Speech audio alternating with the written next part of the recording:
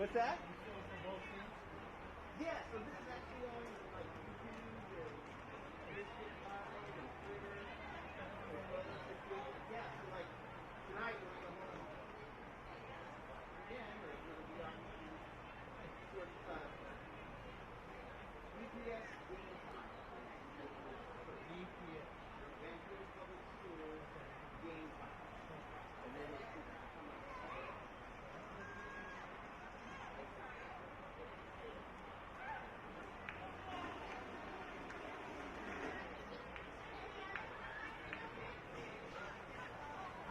Hello. We got the team.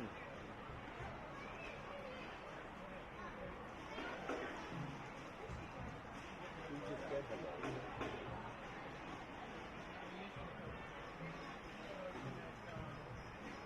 Yeah, this is Joel right here. Down the team top. Hello, hello. Well, Andy's on 1, Joel's on 2, Joey's on 3, Nolan is on 4. You know, so we got our bases covered.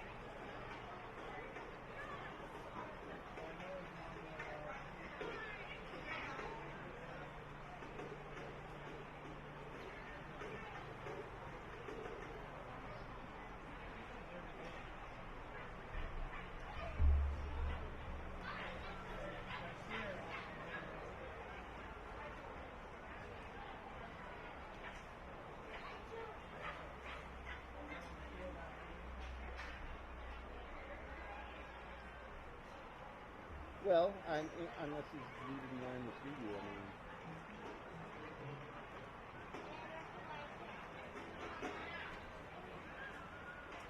All right, well, that's up to him. Has he had contact with announcers? Okay, good.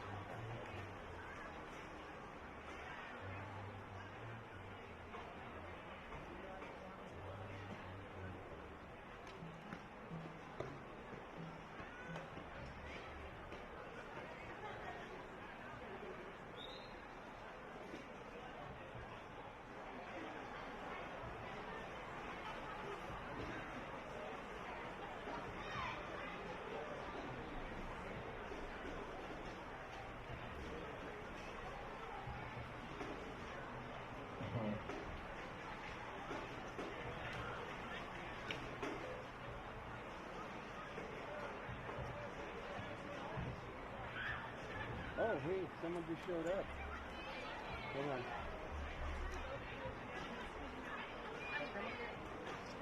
Hey, change the battery when you get down there. Welcome to Kiggins Field for the final home game for your Hudson's Bay Eagles of the 2021 season.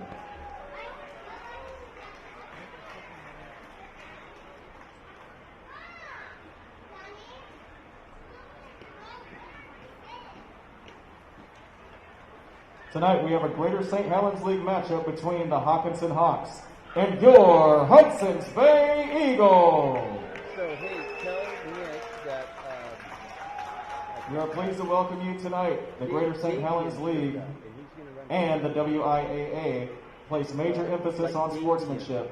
The Greater St. Helens League views good sportsmanship as a conscientious effort by students, parents, staff, and participants to maintain a positive environment during all activities. Our goal is to promote positive school spirit, community involvement, and a sense of pride through mutual respect, encouragement, and intelligent decisions. We hope that you will enjoy tonight's game and support the student athletes from both teams in a positive and sportsmanlike manner. Thank you. Just a reminder to everyone in attendance here tonight, the use of tobacco products of any kind on any school district property is prohibited by Washington state law. And now, please rise and remove your hats for the playing of our national anthem. Hit it, Jack.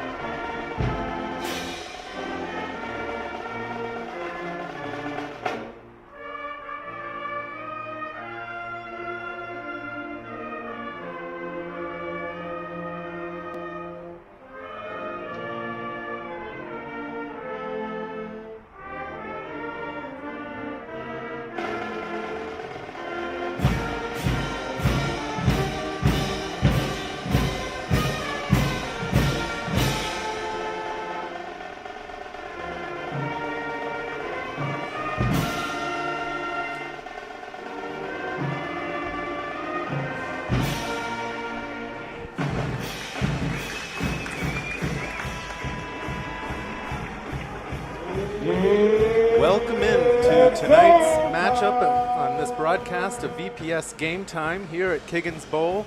We've got a 2A Greater St. Helens matchup between the Hockinson Hawks and the Hudson Bay Eagles. I'm Alex Gall here tonight with Corey Keir.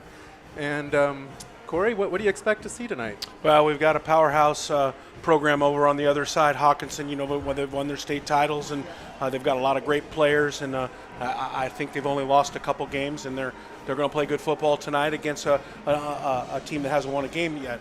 But what I'm going to tell you is that Hudson's Bay is a very competitive ball club. They're young, they're well coached, and it should be a great game tonight. Great, I'm looking forward to it. The weather's holding for now, not like last night's game between your Columbia River Rapids. Nice win for you last night. Yeah, it was a wet one. It was wet before. It was wet. We got wet when we got off the bus, and got wet when we got on the bus. It was a wild night, probably the wettest football game that I've ever coached in. So sounds like fun. Yeah, it was fun but cold. So we're going to have the Hockinson Hawks kicking off to Hudson's Bay. Hudson's Bay has Dylan Damos back deep to receive the kickoff.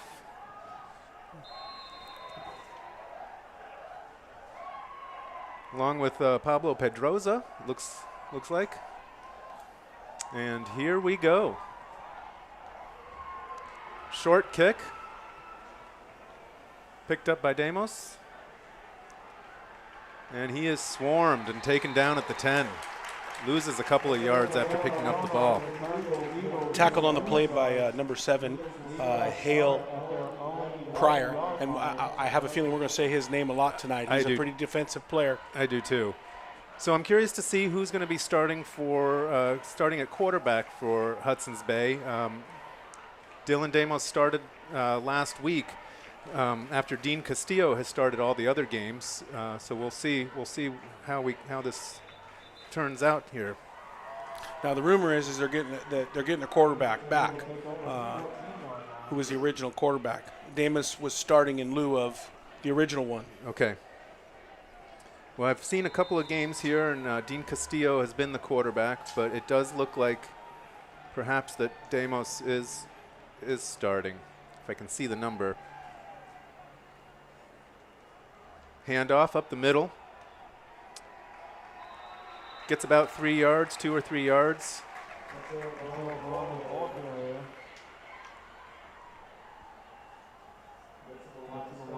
Mateo Verona with the run up the middle.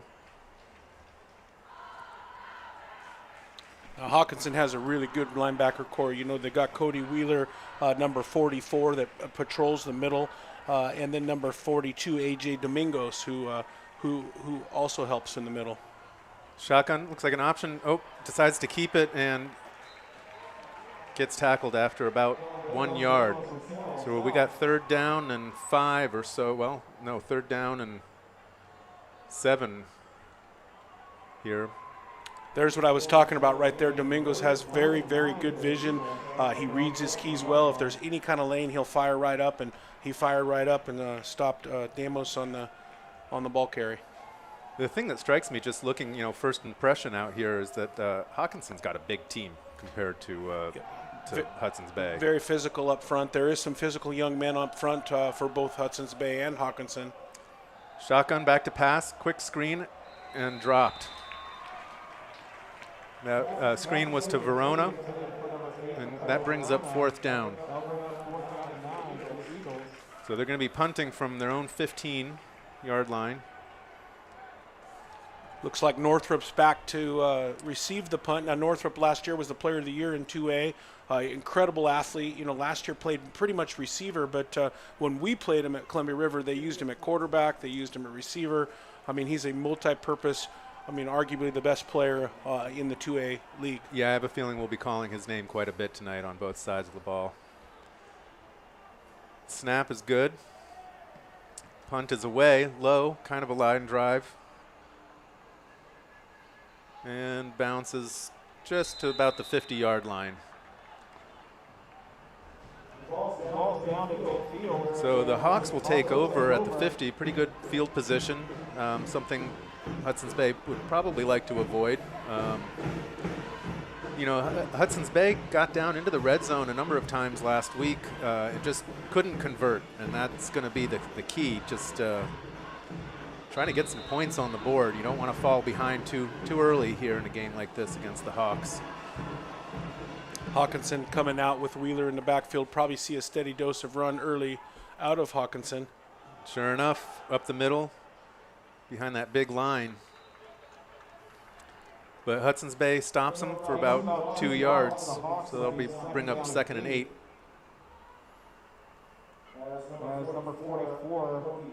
So they're going pretty quickly here, going back to the shotgun. Oldham back to throw. Nice throw across the middle, and that was nice. Kenyon Johnson on the catch, number 3 on the little slant. Now, he's an incredible player as well, and, you know, he plays kind of all over the field, could play slot, could play outside, always available if there's any kind of space for a quick slant. He is their leading receiver. Oldham back again to throw, and incomplete pass. The refs say he did not catch it. Oh, they're saying he did catch it, but he's down at the 1 yard line. Yeah, great pitch and catch there. Yeah. Great pitch and catch. A little release by Hayden Pryor, caught it over his shoulder, dove, and then was down by contact on the 1 yard line. And big number 44 running it in, Cody Wheeler. So that was a pretty quick drive. Yeah. Not a huddle. Unfortunately, I think that's the start of a lot of the 2A GSL players when you play Hawkinson, and especially this year with Wheeler, Northrup, and Johnson, is they come out real fast and they come right down your throat. And it's not the way that Hudson's Bay wants to start. No. But it is football. You know, went down, stalled, three quick ones and out, short field, and here they go. Yep. So.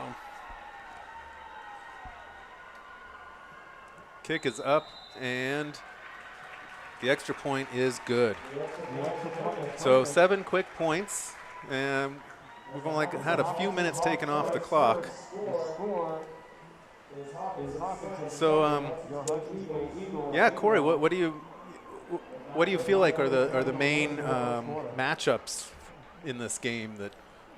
Well, again, just stopping the run is going to be big for Hudson's Bay. I mean, when you've got a big offensive line that's super well coached and you got a big back like Cody Wheeler, and the thing is if you stack the box to stop Cody Wheeler, then they're going to flip it out to Northrup or Johnson or some of the other good receivers that they have in the program. So it's a big task tonight for Hudson's Bay. You know, I know from my coaching experiences, you know, you're going to try to stop that run early and hopefully defend the pass. So one thing about tonight, it is got a little drizzle. The field is wet. The balls do get wet, and it's harder to throw. So. Well, Oldham has shown himself more than capable of putting the ball up in the air. So, you know, packing the box to stop the run is a risk-reward calculation that Hudson's Bay is going to have to figure out. There's a lot of teams over the last 5 or 6 years that haven't been able to figure out what Hawkinson's got going over there. A lot of talent and well coached. And so John Charles is going to be kicking off here. Again, another short kick. This time it is caught, fielded, but they do swarm. So that was Nigel Brown who had the return for really negligible amount of yards. Nigel Brown, though, is their leading rusher, 176 yards and a TD on the season. And, you know, for a team where touchdowns have been few and far between, he shows some pretty good promise.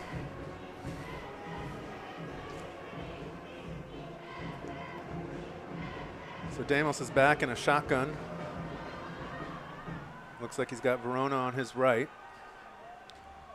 Hands it off to Verona, who finds some room around here to the right. Picks up a first down. Nice run, nice start to the drive for Hudson's Bay. Yeah, really good vision by Mateo there. You know, he gets to the second level, makes a little head move and bounces to the outside and picks up the extra yards to get a first down. And good blocking up front. I'd like to see that hole get busted open for him. You can just see the difference in pace between the two teams. Again, back in the shotgun. This time with Verona on Demos's left. Hawkinson showing blitz, and here they come. Oh, mishandled the snap, and it looks like Demos was able to recover the fumbled snap. But they'll lose about 5 yards in the process. Yeah, Hockinson likes to bring pressure, and they'll bring both linebackers, and right there they brought both Wheeler and number 42, Domingos there. The ball was a little slippery. It got out, and then before you know it, there's 3 guys on top of him. But good job by the quarterback to regain that ball. Yeah, one of the drawbacks of having Demos start as your quarterback is that he is a playmaker on both sides of the ball. And well, here comes Verona on a screen, and he picks up another first down. Another couple of nice short screens between Demos and Verona to get some yardage. Yeah, Mateo early is showing that he really has great vision and great burst of speed. Just a little swing pass out to the left. We'll get a chance to see this. He just swings it out to left, makes a little catch, puts a stiff arm down with a head move and gets to the outside and gets the first down. Great little run there. Yeah, nice to see that. Getting a little momentum for the Eagles. Damos has 2 receivers out to the left. Oh, looks like we might have a false start. Yeah, it looks like the far side tackle wiggled a little bit, reset himself, and it was a little too much. And that's something from the games that I've seen where they had a close game against Mark Morris about 3 weeks ago, and it was the penalties that killed them, particularly the false starts. Yeah, high school, I mean, most of these games are not won, they're lost. You know, sometimes a team like Hawkinson can come in and run the bricks off you, but for the most part, a lot of times it's lost by holding penalties and jumping off sides and stuff as that. Showing blitz again. This time Damos keeps it and loses a couple of yards. Yeah, it looks like a little mix-up on the exchanger. I think he thought Damos was going left and kind of ran into each other and just tried to make something out of nothing. Yeah, I'm getting the sense that when Hawkinson shows that blitz, maybe the offensive line is getting a little jittery. Yeah.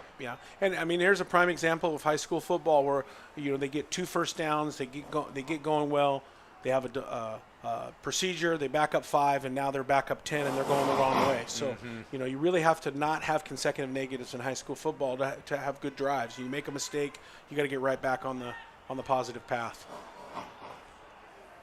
Damos keeps it himself up the middle for about 2 yards, but they need a lot more than that. And that'll bring up 3rd down and 17. What do you got in the playbook for this? There is no 3rd down and 17 play. I assume that Hawkinson will bring pressure. They usually do. Yep. You might be able to throw a pitch and catch out deep, but again, the big thing for Bay is just keeping the clock running and keeping the field long for Hawkinson. So even if you get half of this here, you're in good shape. Damos holding that ball like a loaf of bread, but he does tuck it and try to go upfield. But again, number 44, Cody Wheeler with the tackle. He is a solid-looking individual. He is very physical. And something I learned about you, Corey, was that you and I both share a favorite football player who used to wear 44. That's right. Washington Redskin. Yeah, that's right. Washington football team.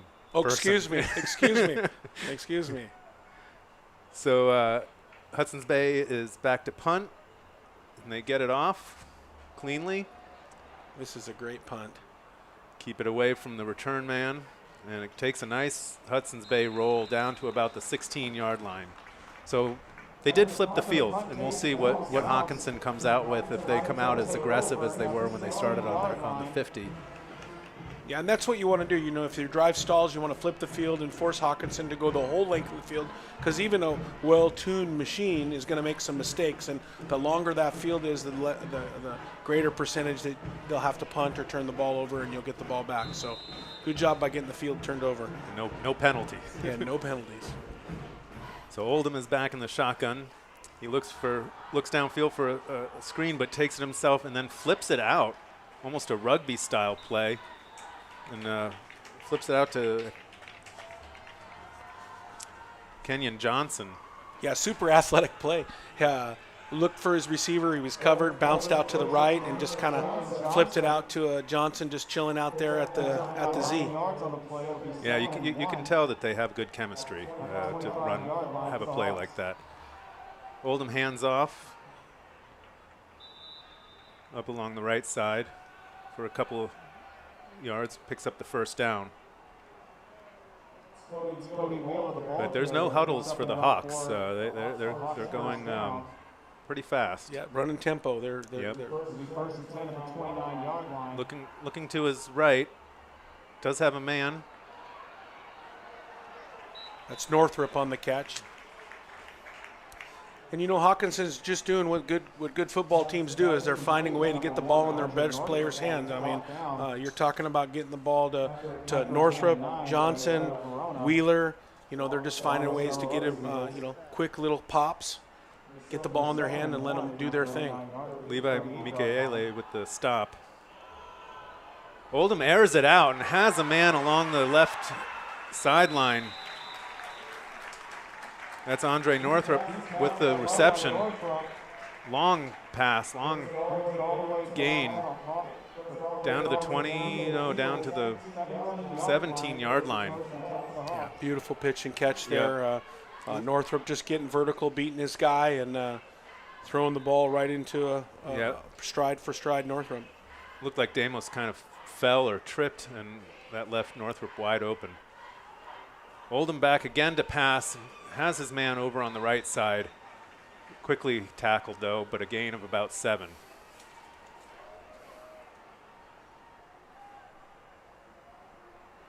Looks like Raphael Bauman was on the tackle there from Hudson's Bay, a sophomore. So it's 2nd and 5. Wheeler has it up the right side, and he is in for the touchdown. Second rushing touchdown for Wheeler tonight.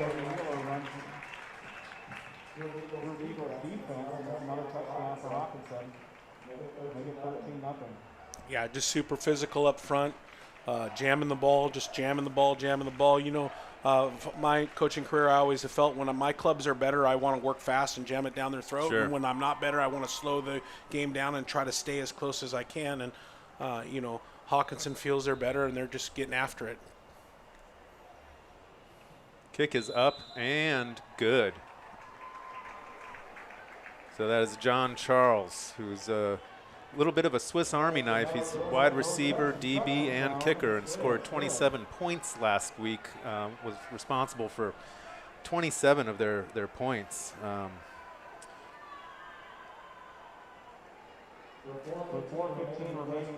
Yeah, he scored 3 TDs, had a field goal, and 6 extra points. So pretty versatile young man. Big day for that young man. Yeah. Yeah, when you score as many points as most teams would like to score in a game, and you do it all on your own, that's a pretty good day. Well, Alex, it sure is nice to work in this new booth compared to what we've worked in the past. You know, a lot of renovations here are happening here at Kiggins, and we used to be up on top of the roof with the wind blowing in our face and the water, and now we have those coaches. Yeah, we used to be in the same room as the coaches. Yeah, and now we got our own little booth here, and the rain's not blowing in, and I think we got a heater under here. We're in a lot better shape than we were in lap of luxury. in years past. But well, we are broadcasting from a historic site here at Kiggins Bowl. Opened in 1933 in the depths of the Depression, so could have used a facelift, and it did get one. So yeah, the new turf just this last year, and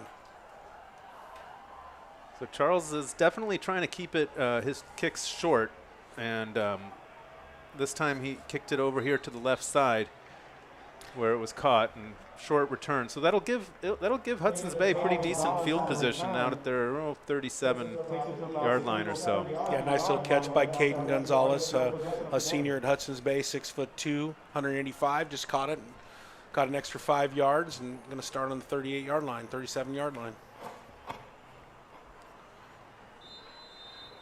So this will be the best field position that they've started with, that Hudson's Bay has started with here tonight. And let's see if they can keep some of that momentum going without committing any penalties and unforced errors. Damos, little option, decides to keep it himself, fooled two of the defenders, and got about 3 yards. Yeah, good little play there, just ran downhill and kept it. You know, and I was saying earlier about, you know, Damos, the concern about taking him out of the play, since he seems to be a good playmaker for the Eagles. You know, if he's quarterback, but if he can run the ball, you know, a quarterback who's running the ball, you got an extra blocker out there, right? Than if you're handing it off. So goes up to pass. Oh, tipped and intercepted. But that is Northrop, who intercepted and running up the right side. Nice return. Takes it down to the Eagles' 18-yard line. Yeah, Damos was trying to hit a guy on the slant, tipped off his hands, and landed in the wrong guy's hands. Yep. Was his Northrop, and Northrop just said, "Hey, look at this," and ran up the right sideline for 20 yards, 25 yards. Yeah, I couldn't tell if that was a Hawkinson defender who tipped it, or if it went off the hands of the Hudson Bay receiver, the intended receiver. So Oldham is starting this drive with quite nice field position at the 17-yard line. Drops back to pass. Passes. Oh man, he threaded that through some traffic. Incomplete though. You just get the sense that he sees the field really, really well. You know, I think what is he, 6'2" or something? He can see over that line, and well, there must have been four Hudson Bay defenders there. He snuck it in there. Looks like Cody Wheeler's out, and John Charles is in the game at running back now. Screen out to number 8. Catches it, takes it down to about the 10-yard line, 10.5-yard line or so. Pretty good defense. So that'll bring up 3rd and 4 here for the Hawks. And they decide to have a rare huddle.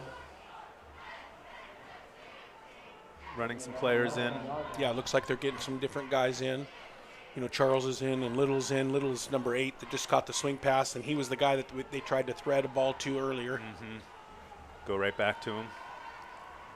Oldham back to throw. Got his man, and into the end zone.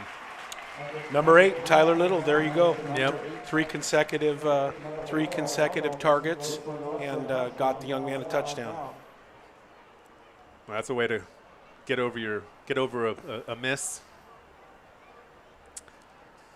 So that is 20-0 here with about 2:23 left to go in the first quarter.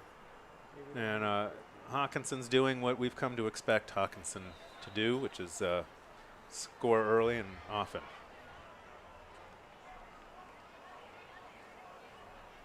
Kick is up and good. Right off that net that's going to protect the, if I'm correct, the clubhouse, or I hear that they're building a clubhouse back there where they're going to have locker rooms for both teams, and they're going to have a locker room for the referees. And then on the other side of that, there's a whole nother football field and a track, and back where the old baseball field used to be, and the old grass. So, I mean, the renovations around here are just going to be outstanding. So what are your memories of Kiggins Well, Bowl? I was a Shumway Junior High guy, and I remember riding my bike down here and looking over the fence and watching the black and gold play, and had a dream of being a Hudson's Bay Eagle, and there was a lot of heroes that I had back then, Eddie McCollum and some of these other guys that played on this field. But my parents got split up, and I ended up moving to Auburn, so I didn't get to be an Auburn, a Hudson's Bay Eagle, but I did go to junior high down here, and it was and loved my time here in Vancouver. And now you're back calling games here. Yeah, I've been over at Columbia River since 2008, coaching baseball and football, and just immersed into that community. And again, I still like I grew up on 25th and Franklin and went to Shumway, and still just really have embraced Vancouver and love Vancouver. Nice. So Charles has got the kick away. This time he goes deep and is it's going to be returnable.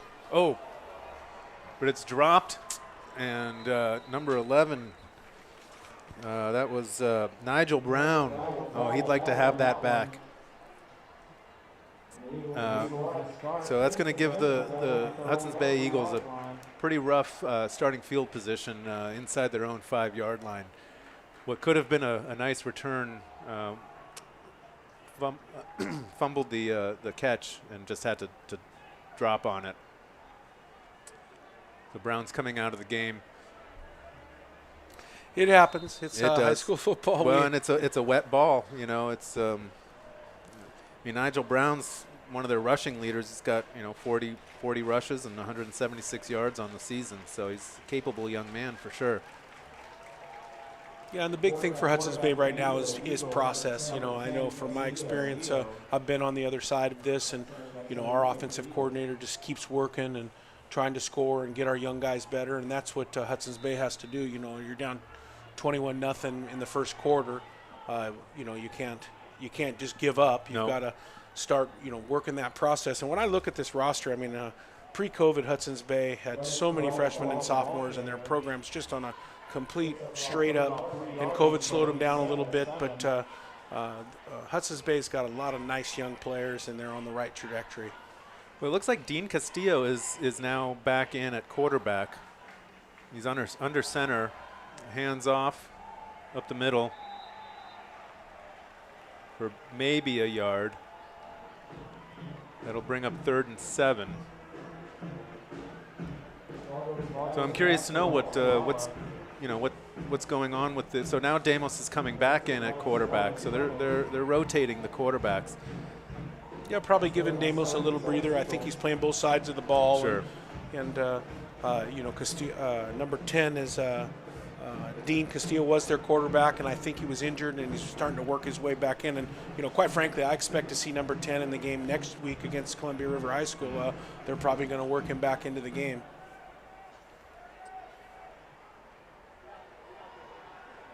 Damos rolls out to his right and tries to get a pass off, but it's well defended by, let's see, who was that? That was Aiden Bonif. Made that defensive play. Nice dive to get his hand on the ball and knock it away. So that'll bring up 4th down. That'll mean that Hudson's Bay is punting from their own end zone.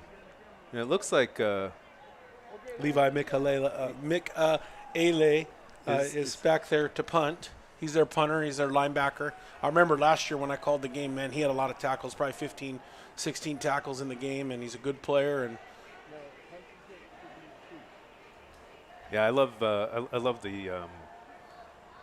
in high school all the different positions guys play. Ooh, nice hit for Hudson's Bay. Yeah, big surprise. Levi Mikalele. He punted the ball and came down and put a nice lick on Northrop right there. Yep. There is a flag. I saw it looked like a block in the back right as Northrop caught that ball. So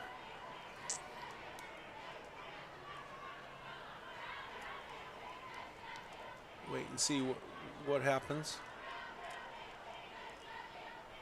Yeah, I'd say the crowd tonight has a little bit better experience than the crowd last night. I'm looking down here and seeing the Hockinson cheerleaders doing their cheer, and they're not in full rain gear like last night. Like last night. And I'll tell you what, though, both teams were in a better position than the teams last night because they both bought big tents, and I think both of us regretted not bringing big tents. Yeah. We had the locker room, but we didn't realize the locker room was going to flood. We had a flood in the locker room last Did you night. really? Yeah, there was so much rain that the locker room got flooded. So, wow. Yeah.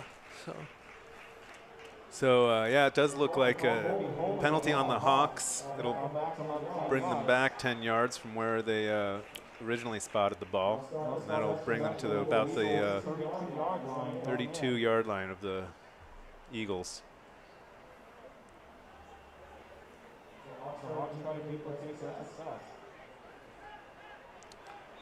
Oldham back in the shotgun. He's got Wheeler behind him.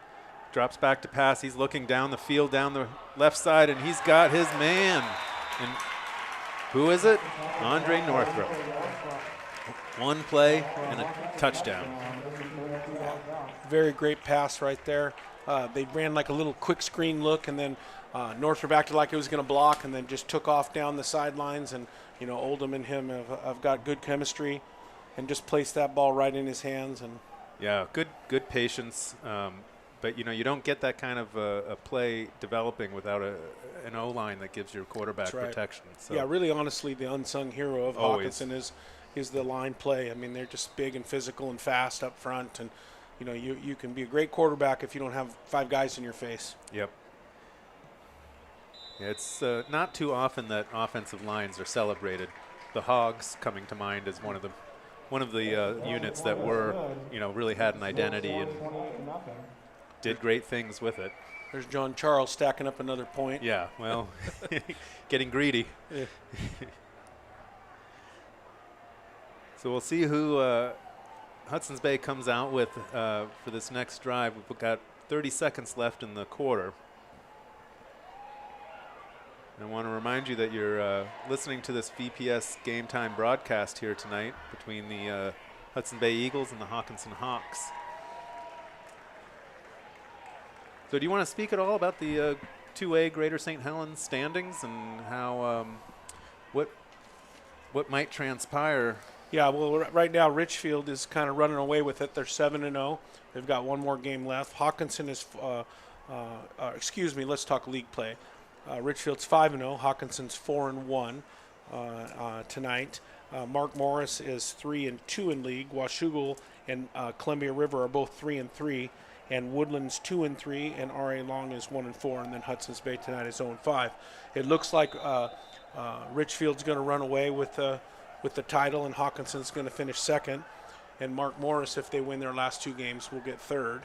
And depending on what happens, it could be a Columbia River, Washougal, or Woodland 4th place. Deep kickoff. And returned by Caden Gonzalez. Pretty nice return for about 15 yards, taking it up to the 30-yard line. Yeah, and the way it works is we cross over with the league up north, the Tumwater League, and the first place team up there, which is Tumwater, will play our 4th place team, which is not a great place to be. And we've been there before at Columbia River, and then the 2s played the 3s and vice versa, and that's the way we cross over there, and then the winners move on. So that's week 10 for. I did not know that. So, these games played up in the Tacoma Dome. It depends. No, they're just played at the home of the higher seed. So Richfield will host the number 4 from that league up there. And if we do our job next week, we'll be on a bus going to play Tumwater. Nice. Who do you play next week? We play Hudson's Bay next week. Okay. So Castillo is in on this drive to begin with, and starts with a pass, a short pass out to the right side. Yeah, last year we played Hudson's Bay at Hudson's Bay, which was an incredible experience. And I actually get a little emotional when I think about it. We had just a war with them, and we ended up squeaking it out. And it really didn't matter that night who won the ball game because it was a shortened COVID season. And probably my favorite part about it was Hudson's Bay was loaded with a lot of seniors, and we were loaded with a lot of seniors. And it was maybe one of the greatest. Okay, so that was the end of the first quarter. And we got some highlights here, mostly going to be on the Hawkinson side of the ball. Cody Wheeler doing his thing, bowling over players and finding the end zone. This interception was unfortunate for the Eagles, right into the hands of Cody Wheeler, but it was a tipped ball. And a nice run back. Little pitch and catch there by number 8. This long toss down the left side. Pretty much all Hawkinson here in the first quarter. So fans, if you're a Twitter user, you can follow VPS Game Time to get the latest schedule information and more. The Twitter handle is @VPS Game Time. We also share good sports news from around our area with that account, so follow us today, and we might just follow you back. yeah, I'll go back to that little story I was telling you about that final game versus Hudson's Bay. Again, the winner didn't matter. If we would have lost the game, we would have lost the game, and that wasn't the big thing. But it was really the first time that we all got together after a game. The families came on the field, and it was just a super emotional post-COVID, if you will, Game 5 of that season. Great experience playing them. Well, it's nice to see. So here's Damos in the running back capacity, getting a handoff from Castillo and getting more yards east to west than north to south, but picking up about 4 yards on the first down. When I watched that Mark Morris Hudson's Bay game 3 weeks ago, you could see that Damos was injured a lot of the game and was really toughing it out. So it's a pretty tough young man. He's not a big guy, but he manages to make plays.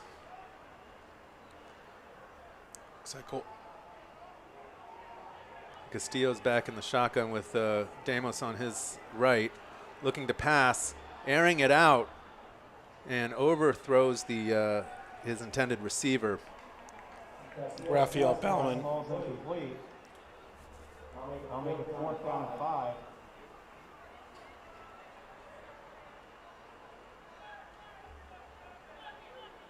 So that'll bring up 4th down and 5.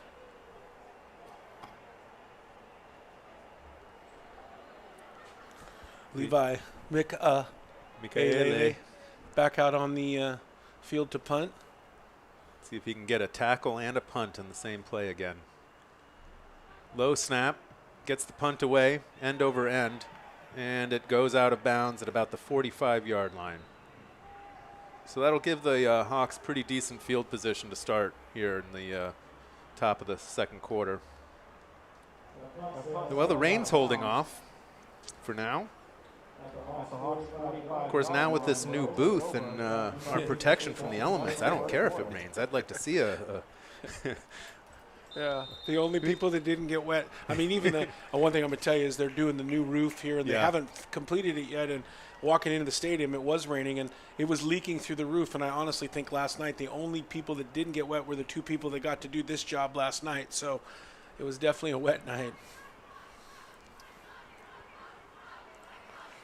So Hawkinson will start here at their 45-yard line. Oldham back in the shotgun. Quick pass out to Kenyon Johnson for a gain of about 8.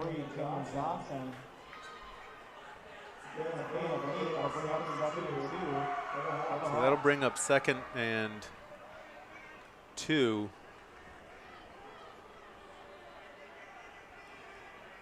They've got four receivers, pretty spread out formation here with, is that Wheeler? No, who is that in the backfield?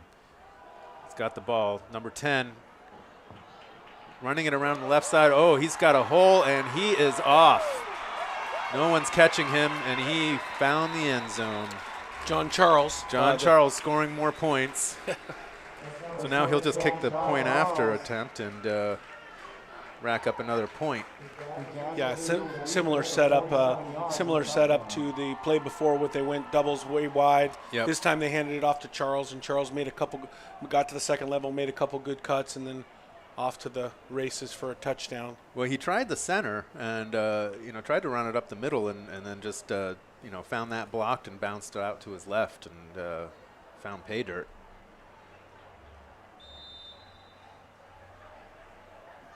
We'll see if he breaks his mark of 27 points from last week with this week. And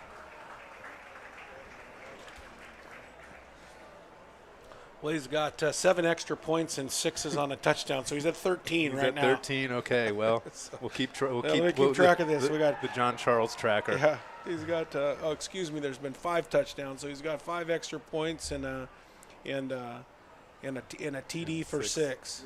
The extra point is good. So 10 total, or 11, excuse me. Hockinson 35, Eagles 0.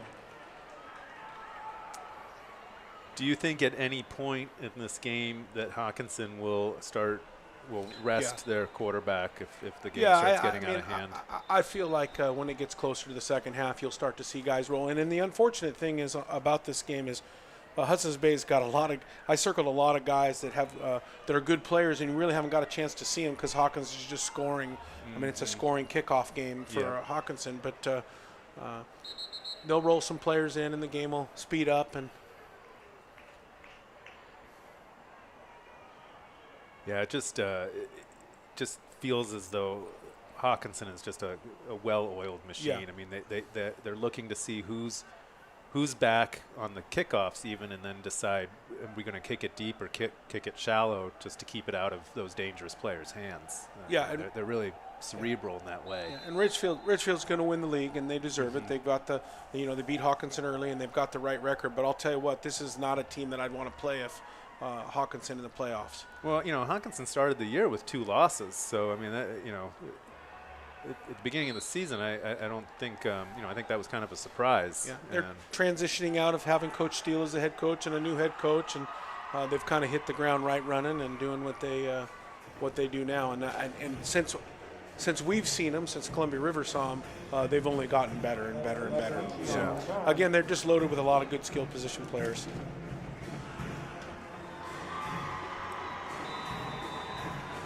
Yeah, I mean, their 4-game win streak, they've been averaging a win, a point differential of 45-8. So, it almost feels like those first 2 games were almost flukish. But right now, like I said, they look pretty well oiled. Castillo in at quarterback, hands off, up the middle for a gain of maybe 2. That'll bring up 2nd down and 8. First time we've seen him, number 44, Lennox Tuala, on a little carry for 3 or 4 yards.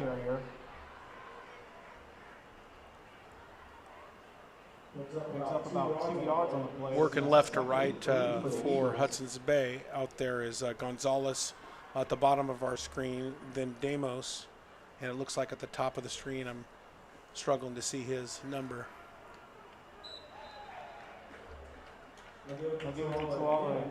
Another handoff to Tuala. 6 foot senior. It looks like we got an injured player on the field. There's a player down for the Eagles.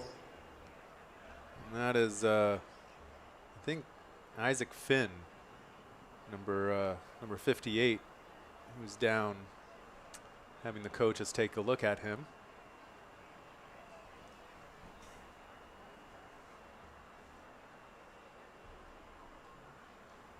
Yeah, that's the part of football. My son is a senior at Columbia River High School, and it's a part of football that's the hard part is when one of the young men go down. I mean, there's nothing better than high school football on a Friday night. There's nothing better than the competition of it. But when guys are on their knees and someone hurt, it's just heartbreaking, and you never want a guy to lose their season, So it's always good when they come off the field and then you see them later in the game. Yeah, for sure. But it is a physical sport, and their injuries do happen. So. Yep, and it's. I've heard football referred to as not so much a contact sport but a collision sport. Yeah, it really is. I never played organized football. I played a lot of sandlot football growing up, and I played rugby, but never put on a helmet or pads. So. Yeah, it's an incredible game. It really is. The huddle is a special place. The locker room's a special place. Just on the field with your teammates, it's just a really fun. Well, and one of the things I love about coming to games is the community. It brings the community together. I just love seeing all the age groups. From the younger brothers and sisters of the players on up to the grandparents and everything, and just different people from all walks of life coming to enjoy this common game. So it looks like we have a false start on the Eagles. Another unforced error, but really they've kept the game pretty clean. They haven't had a rash of penalties like I've seen in the past. So that one was a tough one there. The young man that got hurt came off the field, and then they realized they needed someone in the game, and a young man run on the field, and I think they were going on 2, and he jumped on 1. I don't think he knew the snap count. He was just trying to get in and fill a spot. Castillo gets the snap and rolling out to his right and throws it well down the field and just a little bit long and outside. That's a great little planned play there. I actually think that's what Hudson's Bay needs to do. They need to kind of get him out of that pocket and give him an opportunity to maybe hit a guy to throw, or maybe you can see he's rolling outside the pocket and he has some options to throw or to run, rather than to just sit in the gauntlet with Wheeler and the other linebacker there. Just kidding, that penalty time. It was against the Eagles for a legal man. One, it might keep the Hawkinson defenders a little honest to have those kinds of plays so that they don't stack the box. So that brings up 4th down and 10.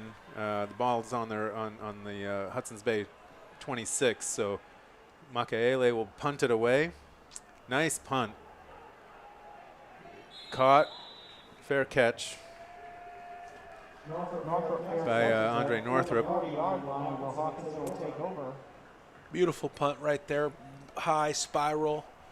Good looking. Looks like about a 35-yard, 40-yard punt there.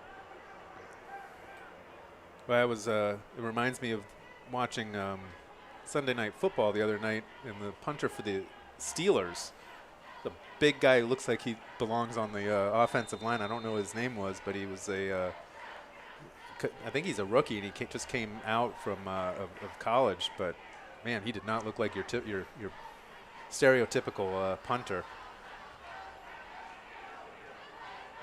So Hawkinson will take over here at their own 40-yard line, and they've got a new quarterback in the game now. It looks like that's Northrup, who's playing quarterback. The usually plays wide receiver. Yeah, again, Hawkinson does a really good job at just getting the ball in the hands of their athletes. And, he's already caught a touchdown pass and a couple passes. Now we're going to go ahead and put him behind the center and play a little handoff pull with Cody Wheeler. Yeah, he's got Cody Wheeler back in a I formation. Swings it out. Option. Passes it. Pitches it to Wheeler, but Hudson's Bay sniffed that out pretty well. And loss of about 6 yards, I think, on that play. Yeah, great little defense there by Tuala. Stretched him out. Oh, number 40, actually. We don't have who number 40 was, but number 40 with Hudson's Bay. He stretched that play out, and then the other people got there to help clean it up. Yeah, didn't allow that allow Wheeler to find the edge there.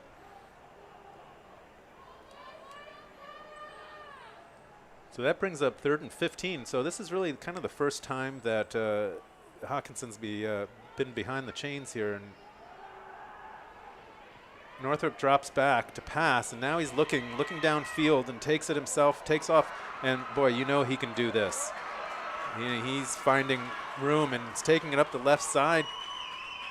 Finally gets bumped out of bounds at the 20-yard line of Hudson's Bay. Yeah, Mateo Verona chased him down, but you're talking about the player of the year as a junior coming out as a senior year and playing quarterback, and just has such great feet, such great vision, and then once everybody gets spread out, he just finds his way through all the holes. So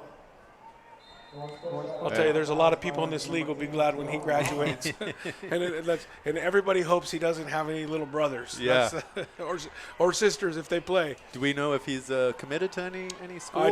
I don't. But Hawkinson every year has a great player that goes somewhere and does something, and he obviously deserves it. There's a few players on the field that deserve it. So 1st down and 10 on the 21. Northrup finds. But it looked like a fumble. Yeah, it was. Yeah. So quick pitch and catch, but the Hockinson, I think that was Hale Pryor. Yeah, it looks like Chase Hart hit him, and the ball popped out, and he received it. A little momentum there for the Hudson State Eagles. That's good. Well, and after they had gotten Hockinson back, at 3rd and long, this is and then allowed Northrup that big gain. This is a good good recovery. Of course, the field position isn't great, but you'd rather have this than another score.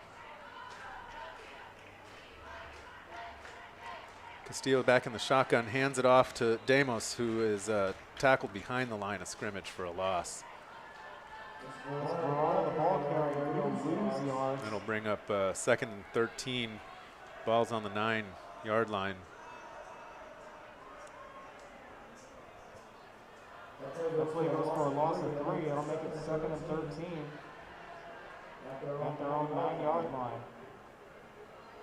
So what will Hudson's Bay do here? 2nd and 13 and backed up in their own red zone. Got to get them to their athletes. Try to find the ways to get it to 4, to get it to 8, to get it to 2. So we're looking at the replay of the. We just saw a replay of the fumble, and boy, it was close. I don't know if I would have called that a fumble or an incomplete pass. It was pretty quick. Flag on the play before this one gets started. It's false start. I'll back the Eagles up. So the Eagles are committing another unforced error here with a false start, backing them up. That'll make it 2nd and 18. So 2nd and 18, and it looks like Hudson's Bay is going to take a timeout. Here's another look at this. Yeah. Pitch and a catch. Timeout Eagles. Oh, I'm not even sure if it was even a catch. No, that's what I'm saying. I don't know that he really even took a step before or had control of it before it came out. And hard to tell in real time. In real time, at real time, it looked like he caught it and it fell into the hands of even with the replay there. We'll just try to see one more time.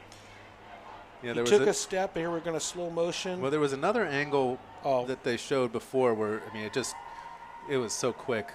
It was a different camera angle. And isn't this great that, high school sports, that we have this luxury of replays now and exactly multiple camera angles.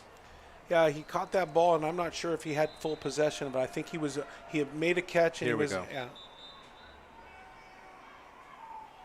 And he was moving the ball into a position of possession that got knocked out. And it was Demos with the hit that knocked the ball out. So, making plays on both sides of the ball.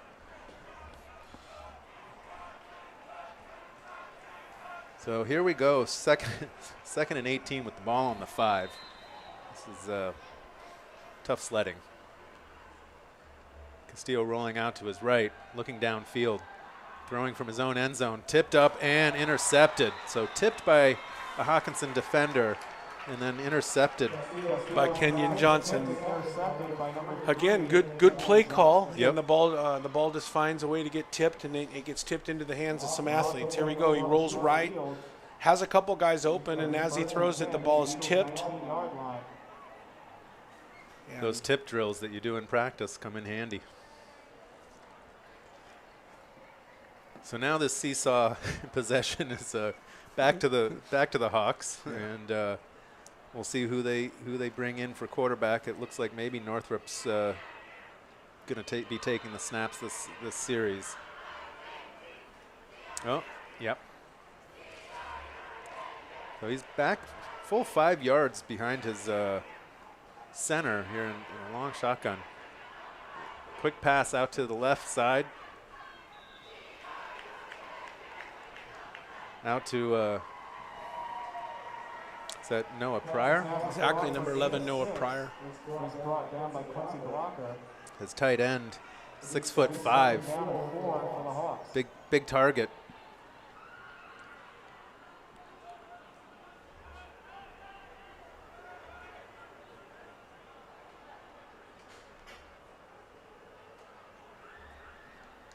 So pretty bunched up formation here on the right side. And oh, nice hit. Another nice defensive play by Demos, timing that. Broken up by Verona. Oh, Verona. Oh, and it was Verona who caused that fumble before. Yeah, Verona's been all over the field tonight. He's a good little player.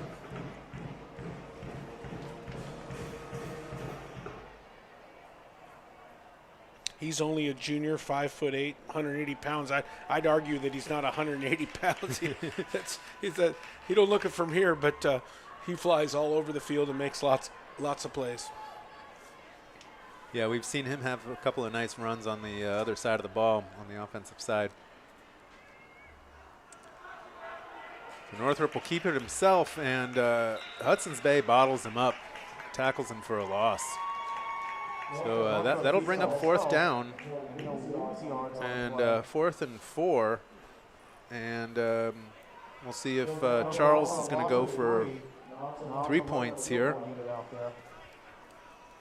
Big nose guard junior made the tackle under number 55 from Hudson's Bay. He looks like he's laboring a little bit of an ankle injury. There's a lot of kids limping out there, and him especially. It's amazing the warrior mentality that some of these young men have.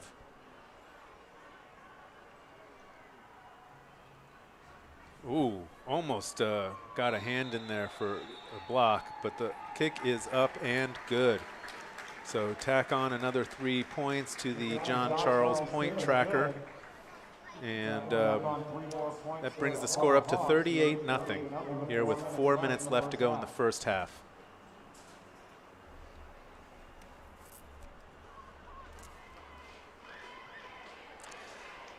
So Corey, you see any halftime adjustments that the Hudson's Bay could make to slow down the juggernaut? Okay, well, before that, we'll bring you this announcement. If you love high school sports, there's a new show you should be watching. Clark County Scoreboard is a joint production between Vancouver and Evergreen Public Schools, with an assist from Battleground Public Schools and the Columbian. See highlights and interviews from boys and girls sports every Wednesday from 8 p.m. on Comcast Channel 328, along with the Vancouver Public Schools YouTube page. Check it out. Yeah, I want to talk about the Clark County Scoreboard. My radio broadcast partner over at the University of Portland, Brian Slyke, is helping with that, and I've just really enjoyed every week. I think it comes out, what did you say, Tuesday or Thursday or Wednesday it comes out? And yeah, Wednesday at 8. Wednesday at 8 it comes out. It's about 45 minutes an hour, I'm not sure. A YouTube broadcast where they just go all around the county, interview coaches, and it's something really cool that they started this year, and it's been real fun to watch. Great. I'll check that out. Yeah, I have to check it out. So Hawkinson's going to kick off again. Deep kick this time. Here on the near sideline. And goes out of bounds. Yeah, when they kick it out of bounds, now Hudson's Bay will have an option of taking it to 35, or they could make him re-kick it. Most coaches will, in this situation, will just take it on the 35 and move on. Mm-hmm. Looks like that's the option the Eagles will go with. Now, the only thing that would change that is if they kicked it out of bounds on this side of the 35, then, like if they kicked it out on the 40, they could take it on the 40. But, sometimes if you don't want them to run it back, a lot of teams will just boot it down that edge, and if it goes out of bounds, it goes out of bounds. It's interesting. I think the future of high school football, the kickoff and kickoff return might go away. Yeah. It's a play where a lot of kids get injured on those plays. So a handoff, kind of a fly sweep type play by Raphael Bauman. Tackled for a 1-yard loss. Hockinson got into the backfield and tackled Bauman.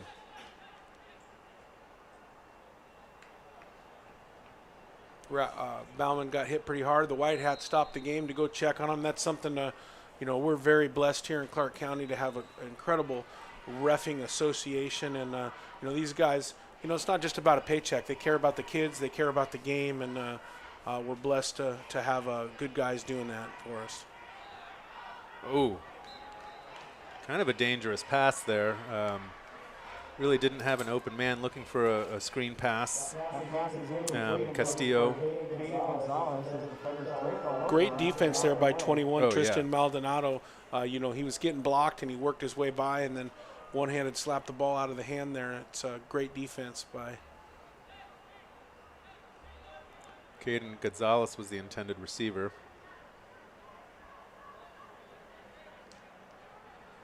So that's 3rd and 11. Ball at the 34-yard line. 3 receivers, 1 out to the right, 2 here to the left. Low snap. Taking And a shot. Castillo is airing it out. Oh, great pass. Wonderful pass. Number 2, Quincy Blocker, working the far sideline there. Almost a beautiful pass. I mean, just barely over the hands of Quincy. But, you know, I like that. Take a shot. You know, what do you have to lose? And it's something to build on for them in the future. Yeah, high risk, high reward. But, you know, at this point, what do you have to lose? So I'd like to see some more of those kinds of shots in the second half. And, you know, at some point, they're gonna connect. Makaele with the punt. Kind of Another fair catch by Northrop there. Hawkinson's going to start on the 40-yard line with 2 minutes and 58 seconds left, up 38-0 in here in the first half. You know, the rules in high school football is once you eclipse 40 points, it turns to a running clock. Okay. So if they were to score here in the half, then we would start the next half with a running clock. Okay. And that's just it's the high school mercy rule, if you will, just so, you know, you're not out here beating a horse more than you need to beat a horse. Sure. So, you know, again, and it's a tough deal because, you know, I've been on kind of both sides of it, and lately actually on the bad side of it, you know, going to play in Tumwater. But you really want to keep coaching and you want to keep getting better. But there is a time when it's appropriate. Well, and you want these kids to keep their heads up. And we got a flag on the play. Little pitch to Wheeler out here on the right, and it looks like the offensive lineman out front of the receiver. It looked like Johnson held on the play, and that's what the flag is going to be for. One thing that Hockinson does a really good job too is you get a chance to see here. It was actually number 7, but the receivers do a great job blocking on the outside edge as well. You know, it's a you know, when there's a run, you know, it's not just the offensive line blocking, the receivers are blocking too. You know, we call it an 11-man play where everybody's involved in the play to try to make success. So it's good to see that. So this will bring the Hawks back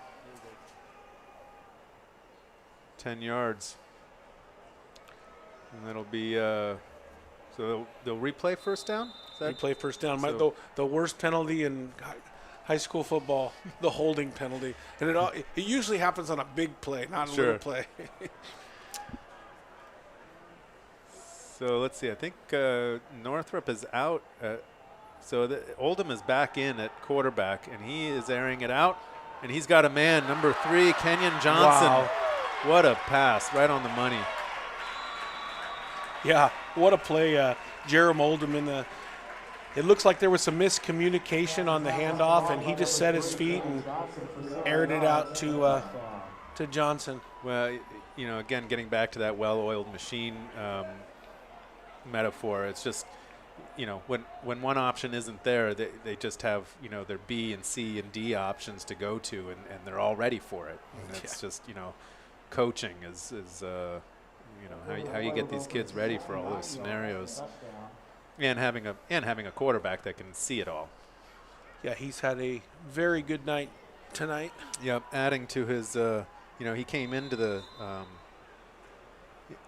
this game with 10 TDs thrown in the last 3 games, so he's adding to that, and so is John Charles. He's up to 15 points tonight. All right, well, he might not get to his 27. Okay, it looks like we got 2 minutes and 30 seconds left here in the first half of the Hudson's Bay Eagle versus Hockinson game. It's 45-0. I think that running clock will start now. So I read before tonight's broadcast that the last meeting between these two teams was in 2015. Does that sound right to you? Let's see. So last year was Hudson's Bay was back into the league in the COVID year. And actually, to be honest with you, what I remember, and I could be remembering wrong, is that Hudson's Bay was supposed to play Hawkinson, and Hawkinson and Richfield rearranged the schedule and I might be incorrect on this, but I think they rearranged the schedule so last year Hawkinson and Ridgefield can play that final game to kind of have a pseudo champion of the 5-game set, and so Hawkinson might have missed them. And 2015 makes sense because that would be the last time that they were 2A. Okay.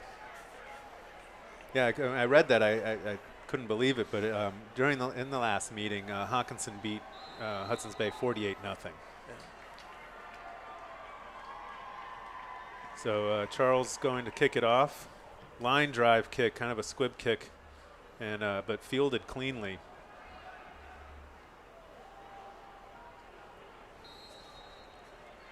Number 15 from Hudson's Bay on the reception. And I'm not even going to attempt to say that. I actually asked Michi Labossiere. And you know, it's funny. That's my guess. It sounds close, but I'd gone over to the sidelines and I said, hey, this name, and the coach goes, well, he's a freshman. He's probably not going to play in the game. And then sure enough, he gets a ball, and I mean, he's got more letters than the alphabet in his name, but good little pick there. And yeah, well, 6-foot freshman. Like you said, they've got some up-and-comers, and it'll be interesting to keep an eye on Hudson's Bay. So the clock is not running during dead ball here. Yeah, and again, I'm not a rules expert. No. I'm the bottom of the totem pole on the coaching staff. Maybe I need to learn. But Corey, the you rules, told me. Maybe it starts in the second half. I'm not sure, but I do know that there is some sort of rule that goes like that. But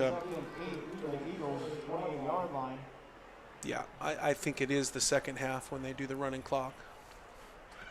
So a pickup of 2 on the play, handoff up the middle. That'll bring up 2nd and 8 with the ball on the 28-yard line. We've got a minute 40 here. We've got timeout with for the Eagles.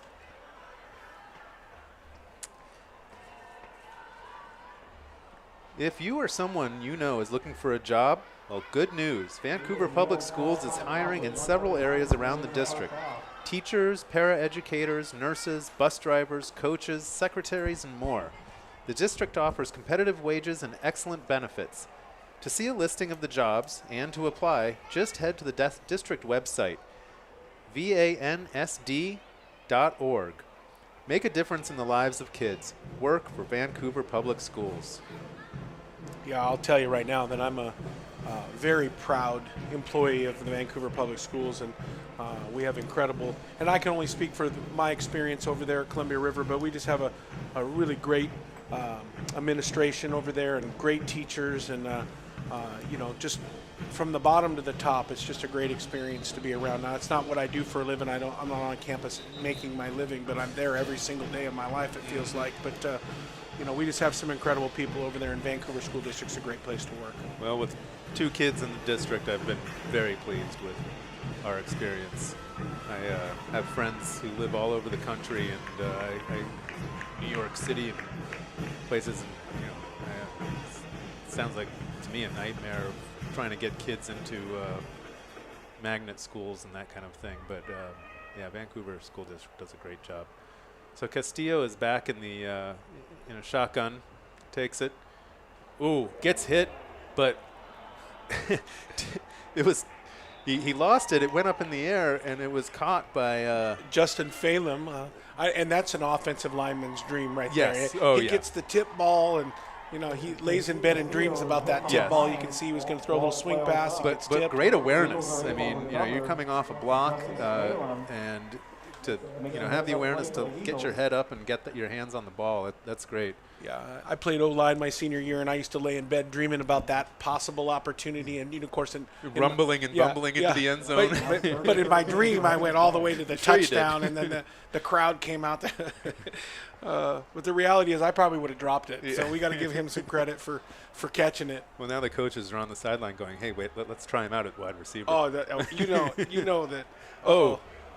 Bad snap, gets through Castillo's hands, and he has to jump on it. Oh, and it looks like touchdown. Hawkinson. Looks like Hawkinson recovered it in the end zone. Yeah, number 7, Hale Pryor picked that up.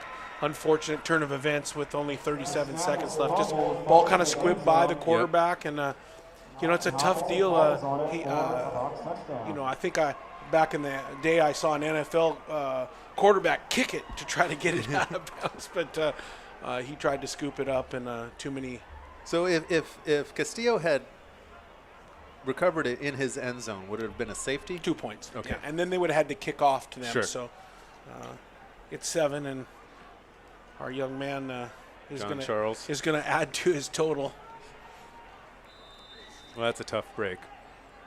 I do sometimes wonder, at this level, if all the shotgun, because you do see enough bad snaps and mishandled snaps, but so many of the quarterbacks go, so many of the teams are doing shotgun. Yeah, it's the cool thing. You swip on Twitter, you don't see a lot of quarterbacks under center, and actually, there's some advantages and disadvantages to having a quarterback under center.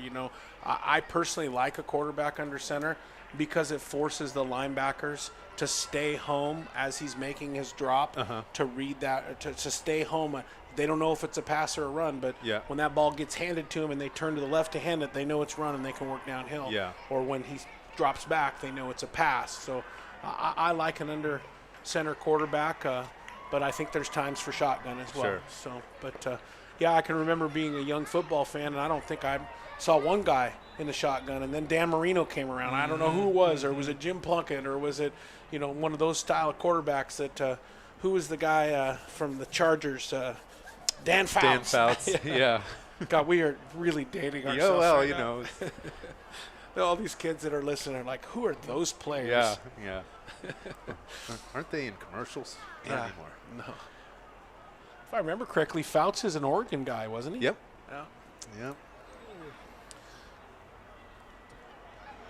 Yeah. Or I think OSU. Is he or Oregon, one of the two. Yeah, one of the two. And then called games, I think, for ABC or. So Charles kicks off. Low ball's going to bounce into the end zone. We got 37 and a half seconds left, 52-0. Hudson's Bay will take over on the 20-yard line. Eagles have one timeout left. At their own 20-yard line.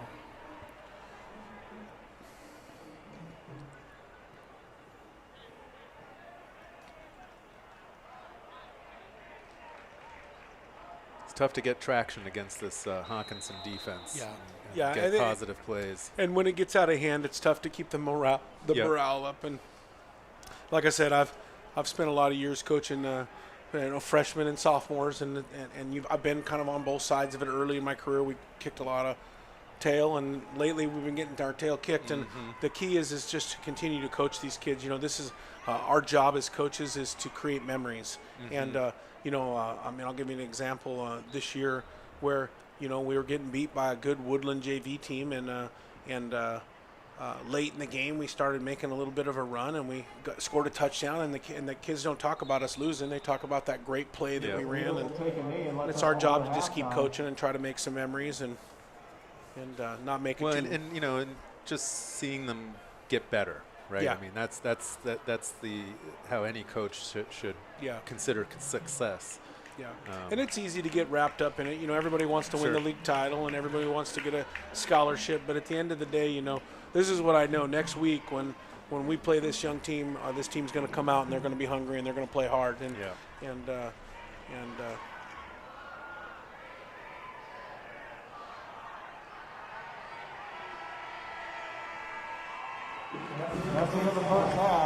So that brings up halftime with the Hockinson Hawks up 52-0. We got some highlights here for you.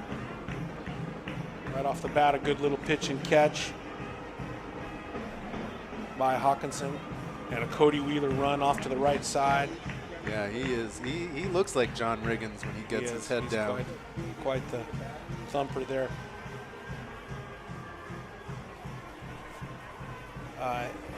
Nice little pitch and catch there with Northrup.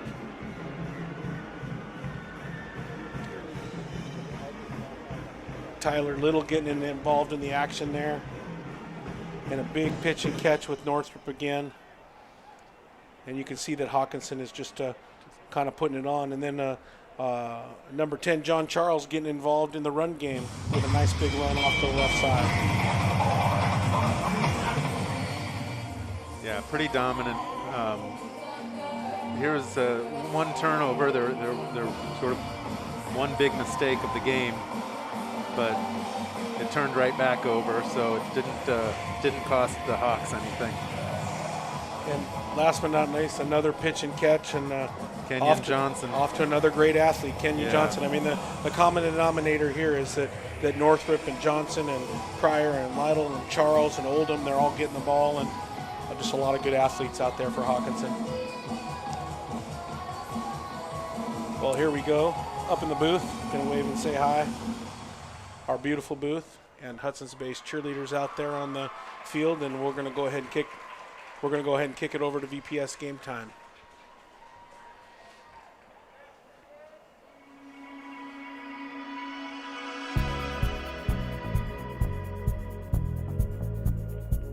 Hi everybody, time for a Revitalizing Vancouver update, the latest on construction projects paid for with your bond dollars. I'm Nick Voll. It was an exciting night at Marshall Elementary School as they finally cut the ribbon on the new building. Principal Bobby Ginty and 5th grader Brooklyn got to wield the big scissors at a special event in the evening at Marshall. Although the school has been open to students since the spring, the official opening has been delayed. Finally, families got a chance to walk the halls and hear from Superintendent Dr. Jeff Snell, whose mother-in-law was actually a teacher at Marshall and was in attendance. School Board President Kyle Sproul also spoke, but nobody was more excited than Brooklyn. I'm super proud because out of all these people, amazing students in my class, I can't believe that I was the selected one and that we get to open this up and be a part of this. After the ceremony, attendees took self-guided tours around the building, seeing the big windows, clever architectural features, and modern amenities which make Marshall an exciting place to teach and learn. And all of this is possible thanks to the bond measure passed by voters in 2017. Thank you so much for supporting our schools. I've been fortunate enough to be in the school district 31 years, and we have always had the support of our community, and it means so much for our students and our families. The new Marshall is conjoined with McLaughlin Middle School, sharing kitchen space and a family community resource center. The old Marshall is currently being renovated to house the Leaser School program. And you can see more construction projects happening around our area on the VPS website. Just head to vansd.org/reschools. And while you're online, follow us on social media. We're on Facebook, YouTube, Twitter, and Instagram. Until next time, I'm Nick Voll.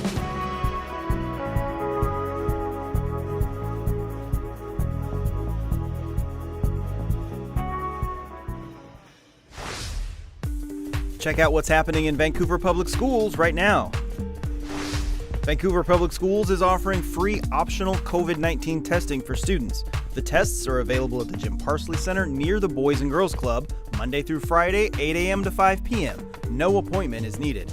Also, non-vaccinated student athletes are required to be tested twice a week. Students must have parental consent to be vaccinated. Rental assistance is available to families starting October 18th. New funds from the government can help families facing eviction or who need help paying rent or back rent. You can apply directly through the Council for the Homeless, or if you need help, head to your school's Family Community Resource Center.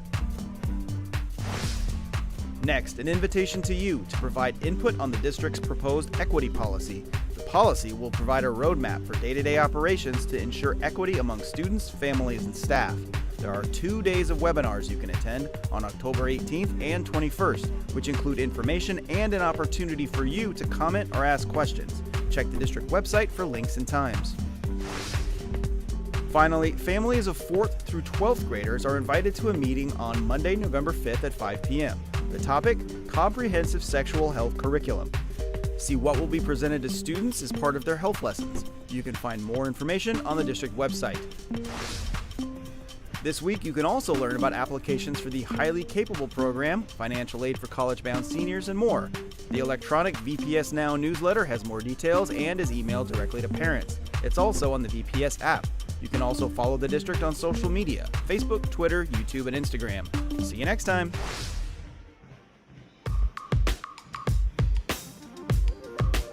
Hi everybody, time for a quick look inside Vancouver Public Schools. I'm Nick Bowl.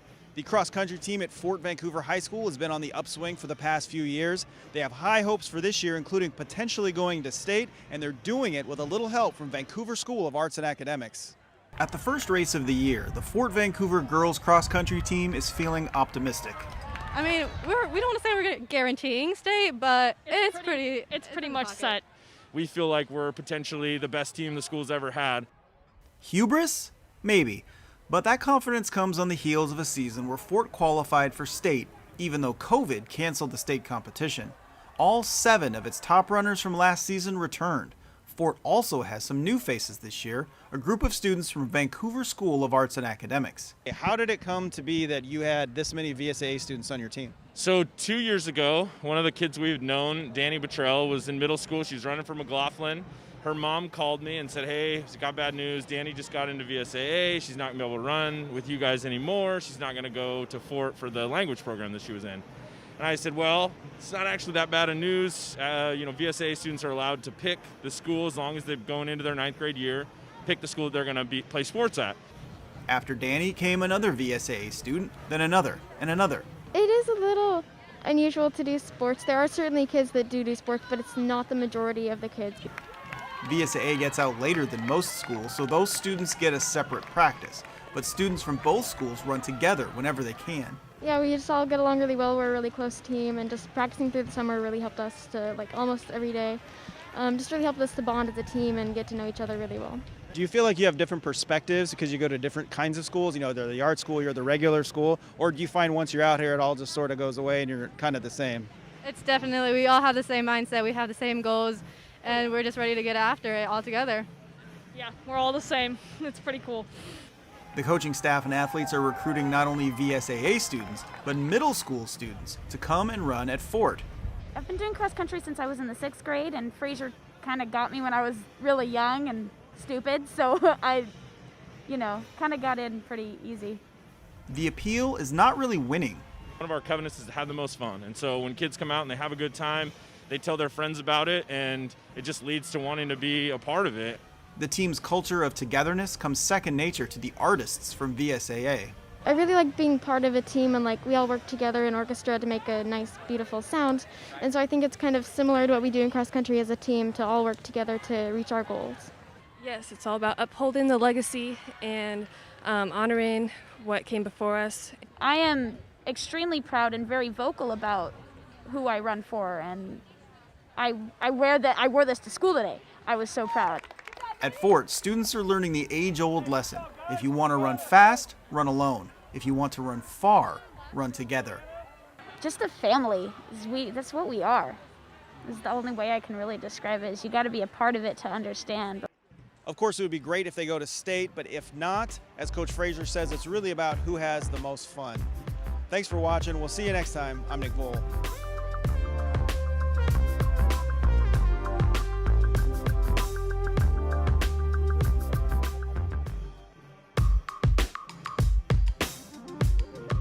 Hi everybody, time for a quick look inside Vancouver Public Schools. I'm Nick Bowl.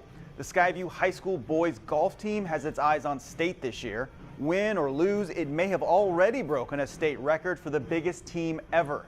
It's one of the reasons they're so good, but it's also a major challenge. Roll Storm!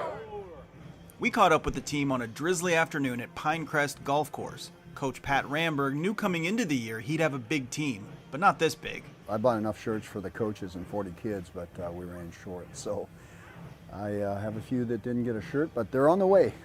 A whopping 47 golfers turned out, and since it's a no-cut sport, they're all out on the course. We start a line at the first hole, and if it gets a little backed up, then we'll just spread them out on the other parts of the course. This is the most I've seen in any team, more than I've seen in a tournament a couple times. Problem number one, how do you find enough holes for this many kids? We might be the only school that has 2 courses, Tri-Mountain and Pinecrest. The Pinecrest course is walkable from school, gives the team a good rate, and provides opportunities. This program would not be like it is now without Pinecrest. They have the opportunity, all these young kids, to put a score down every day. Every time they play. They play 3 days a week. And that really taps into them wanting to get better and be out here with their friends. 2 assistant coaches are in charge at Pinecrest. The Pinecrest kids are the newer kids, a lot of freshmen and new to golf. You hear a lot of fours happening. It makes life a little more interesting. Well, I mean, I'm not on varsity, but I mean, I'd love to play varsity, but it's definitely hard to play varsity. Coach Ramberg oversees the varsity squad at Tri-Mountain. That leads us to problem number 2. With only 10 slots available, that leaves 37 kids trying to get on varsity. There's a lot of competition. There's a couple, I'm guessing there's like a handful of guys just competing for that one spot on varsity. Mad respect to them. With a deep roster, Skyview has big hopes for this season. I think we can win districts. I'm very confident in my team. My top 3, very confident in them. I like those dudes. And 3 of us, I think they're guaranteed to make state. So hopefully we can serve Skyview proud. State or not, the big turnout is a win for the Skyview program. I'm hoping it's a testament to our program. Kids are having fun.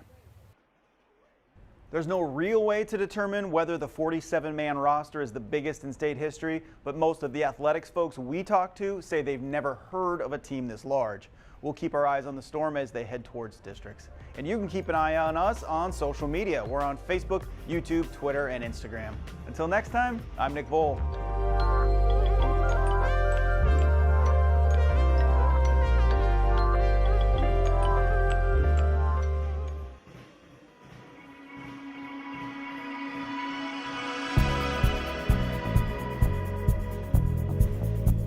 Hi everybody, time for a Revitalizing Vancouver update, the latest in school construction projects across Vancouver Public Schools.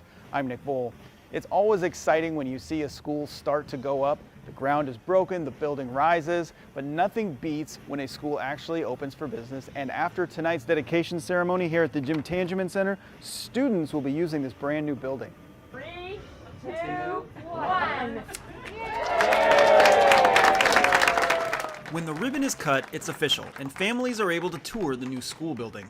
Behind a single moment of celebration, however, is years of work. The Jim Tangeman Center replaces Fir Grove School. It's a program to help kids who need additional support for social, emotional, and behavioral issues.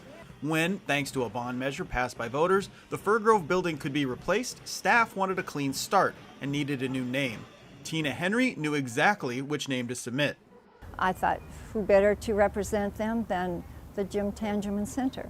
Jim Tangeman was a longtime principal at Fir Grove. Dr. Tangeman is a man who's very chill, just very comfortable, never got stressed, always cool with kids and families, and looked at a potential situation from his perspective. What would I do for my son or my daughter? Of course, we knew him as Dad. Dr. Tangeman's children got a private tour of the new building before the ceremony and learned more about their father's legacy. His entire career was around kids and special ed, kids that were at risk or who had special needs, and so he gave his life to that. Tappanee Construction built the school, and on the Tappanee team, one Greg Tangeman, who had been working on the building from the start. Back then it was just called Fir Grove, and then later on, as it was getting closer to completion, then the school district got a hold of me by email. Well, actually, they called one of our people at work and said, we hear there's a Greg Tangeman that works for your company. Is he related to Jim? And the guy says, well, I think so, but here's his email. A big project for Tappanee and some big feelings for the Tangeman family. That pretty incredible. Very proud. Yeah. What do you think your dad would think about this? Very proud. Yeah, very, very special, very meaningful for us. Yeah, we're really pleased that he's been honored in this way. And most importantly, students have a new school built especially for their needs. It's great to see the positive impact and the smiles that students have every day coming in the building to come into a new revitalized space. And of course, you can get more construction project information on the school district's website. That's vansd.org/reschools. Until next time, I'm Nick Bowl.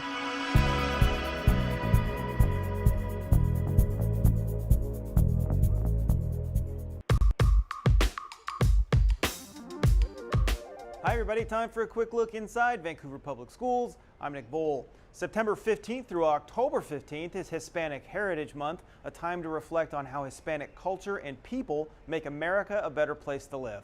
Today we're headed to Sarah J. Anderson Elementary.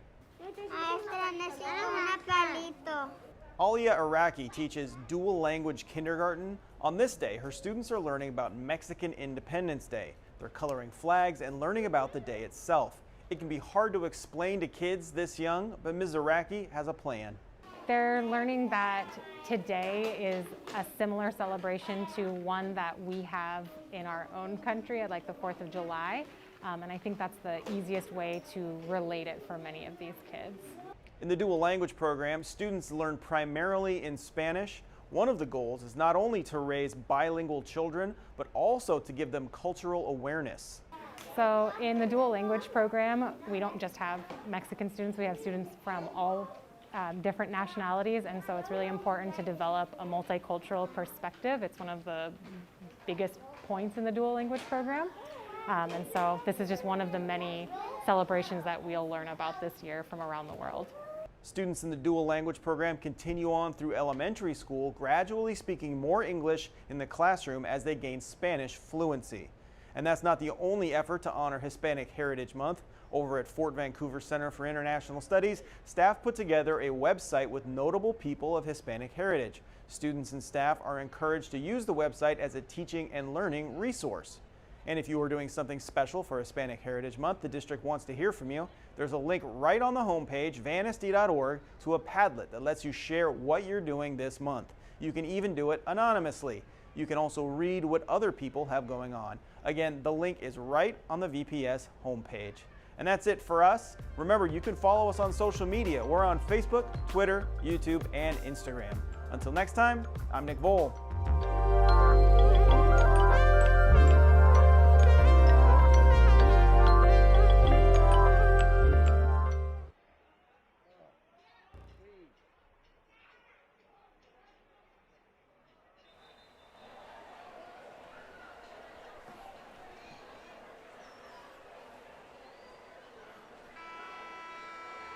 Welcome back for the second half of tonight's 2A Greater St. Helens matchup between the Hudson's Bay Eagles and the Hockinson Hawks. I'm Alex Gall here, broadcasting with Corey Keir from Kiggins Bowl. Corey, it's been a pretty lopsided affair. You know, with your coaching background, how do you keep Hudson's Bay motivated and in this game? Yeah, I mean, it's a tale of two halves. They've got to regroup, and I think we're going to have a running clock in the second half. And the key is just try to get better. You know, as a coaching staff, you get your staff together. You say, hey, let's try to get better. Let's pick some players to put in.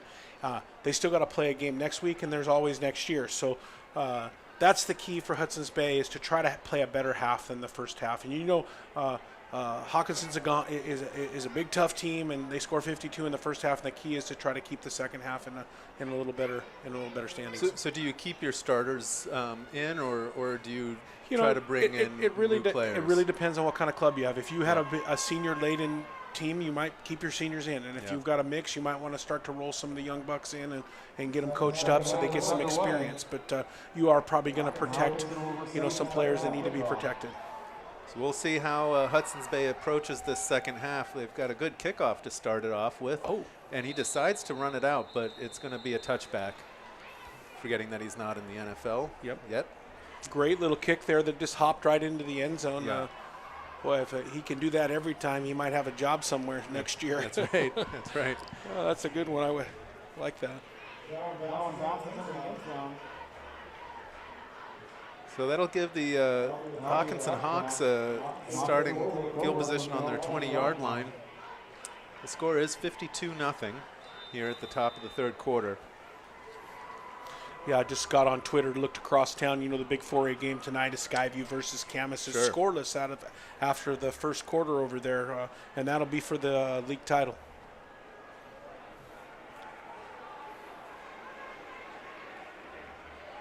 So we'll see who Hawkinson has in at quarterback. It's not Oldham. Drop back. Hudson's Bay's got pressure on him, and it brings him down. And That was big number 55. His nickname's Junior. It looks like number 26 with Hawkinson as the quarterback now, and that's Trevor Holmes. And again, it looks like Hawkinson's rolling the young buck quarterback in and give him an opportunity. And big Junior number 55's got himself a sack. Now I'll tell you what, man, he's a big physical player, but he's been limping a lot in this first half. He looks like he's laboring a little bit of a sore ankle. And he wasn't the only guy to get through that line, so the Eagles getting a little pressure on the quarterback to begin this third quarter. Drop back to pass. Out to the left side, and he's got a man. Gets it back up to just about the original line of scrimmage, so that'll bring up 3rd and 9 here. You got number 11, Noah Tyler, obviously probably little brother of Hale Tyler, sophomore, 6'5", 215, catching the pass there. Looks like there's an injury on the play over on the other sideline.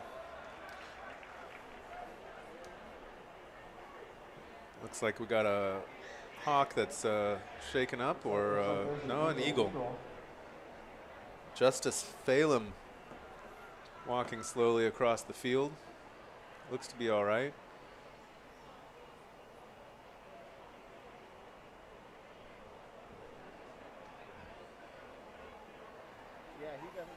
Yeah, Hawkinson started the half here with number 26. He's a 5'11" sophomore quarterback, and started him at quarterback. And it looks like they've got Tyler Little in the backfield, number 8.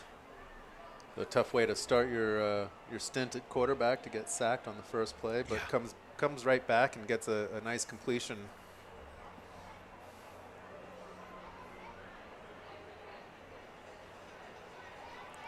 Still no rain tonight, so. Yeah, they've been very, very lucky. Yep.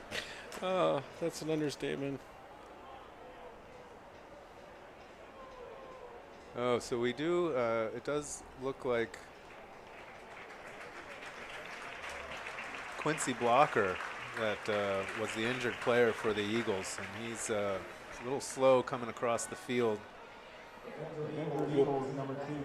When he gets off the field, we'll pick back up 3rd down and 9 for Hockinson with 10 minutes left to play here in the third quarter of a running clock. They'll get that thing started here in a second. And, you know, speaking of, you know, how to keep your team motivated, having the second team come in for the Hawks, does that give the Hudson's Bay Eagles an opportunity to get some positive plays? Yeah, and I mean, they're trying to get better. The coaches are trying to get better, and obviously it's not working with the starters. And it's a twofold thing. The Hawkinson's young bucks are going to get better, and so Hudson's Bay brings pressure again. Number 16 from Hockinson, he's not even on the roster. Obviously, a young man out there making a catch. Yeah, Holmes got it away despite the pressure in his face. And it looks like we got another shaken up Eagle. And this time it is Justice Phelan who comes limping off the field. Or no, that's number 55. Do we have?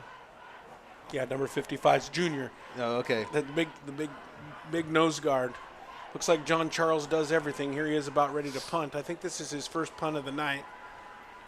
So a positive series for, he fumbles the snap, and Hudson's Bay is chasing him down, and he tries to get the snap off and can't. I mean, get the kickoff, but can't, and it goes out of bounds at about the 28-yard line. Justin Phelan chased him out of bounds there. Good field position, Justin Phelan, number 53. Oh, little block in the back there by number 42. Lucky he didn't get a penalty there. But Hudson's Bay is going to take over on the 25-yard line. This is probably their best field position of the night, so a little bit of positivity to start the second half. It looks like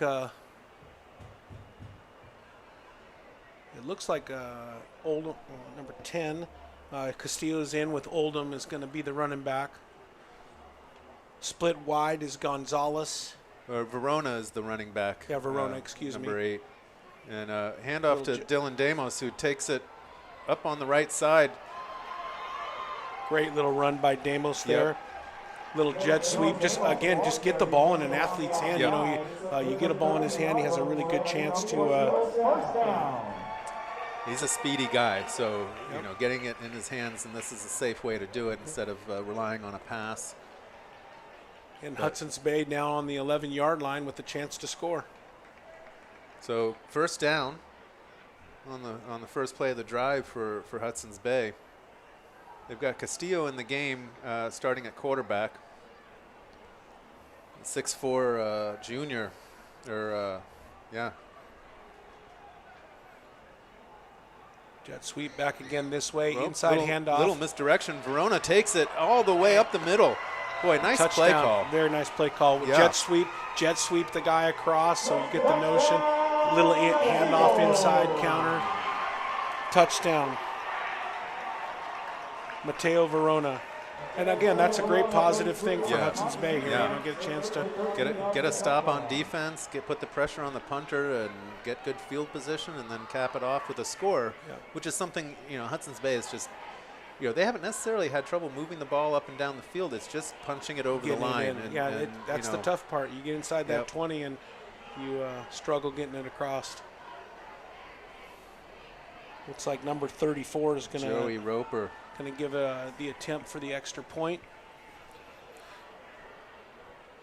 6'3" sophomore. Looks like they're missing lots of people out there, and that's what happens. You haven't scored a touchdown yet today, and the field goal team. And that's just high school football, man. There's always some kid that forgets to go out there. And with that many players, it's you know, it must feel like herding cats at times. Great little kick there. Yep. Hudson's Bay 7. So I mean, that's you know, something to build on, and you know, it's got to feel good.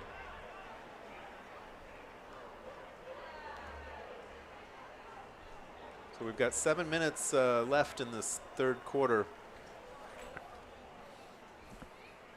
52-7.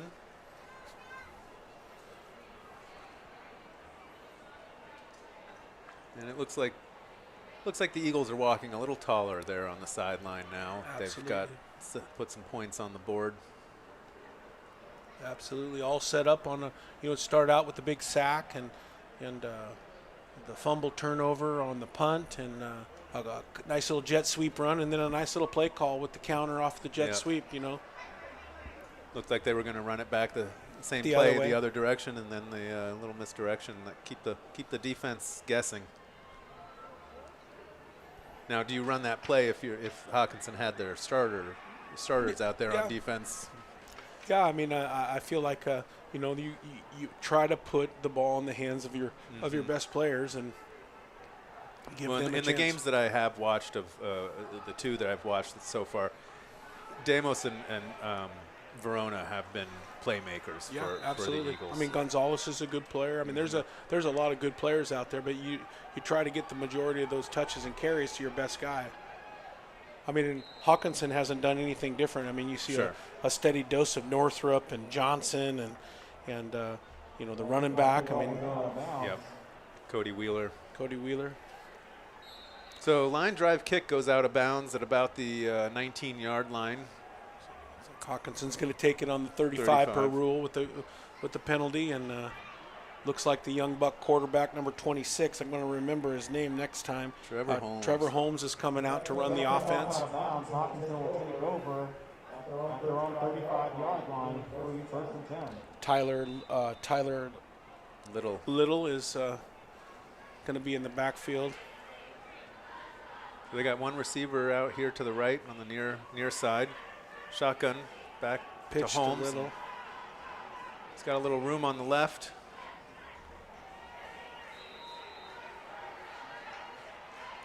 Gain of about 4 yards. That'll bring up second down and 6 or 7. Yeah, number 55. And number 33, 55 is junior, you know, and again, he's limping around in between plays, but then he's got big motor to go run across the field and tackle. I mean, I wondered why the runner stopped, and I think if I was staring down junior, I'd stop too. Yeah, I don't know what it is about Hudson's Bay. Last year they had a big young man that graduated that was big and physical, and that nose guard position is a tough position. Little run-off tackle here by Hawkinson. So this will bring up 3rd down and 5. Benedict Maitland, sophomore running back from Hockinson, with a little off-tackle run. 3rd down and 5.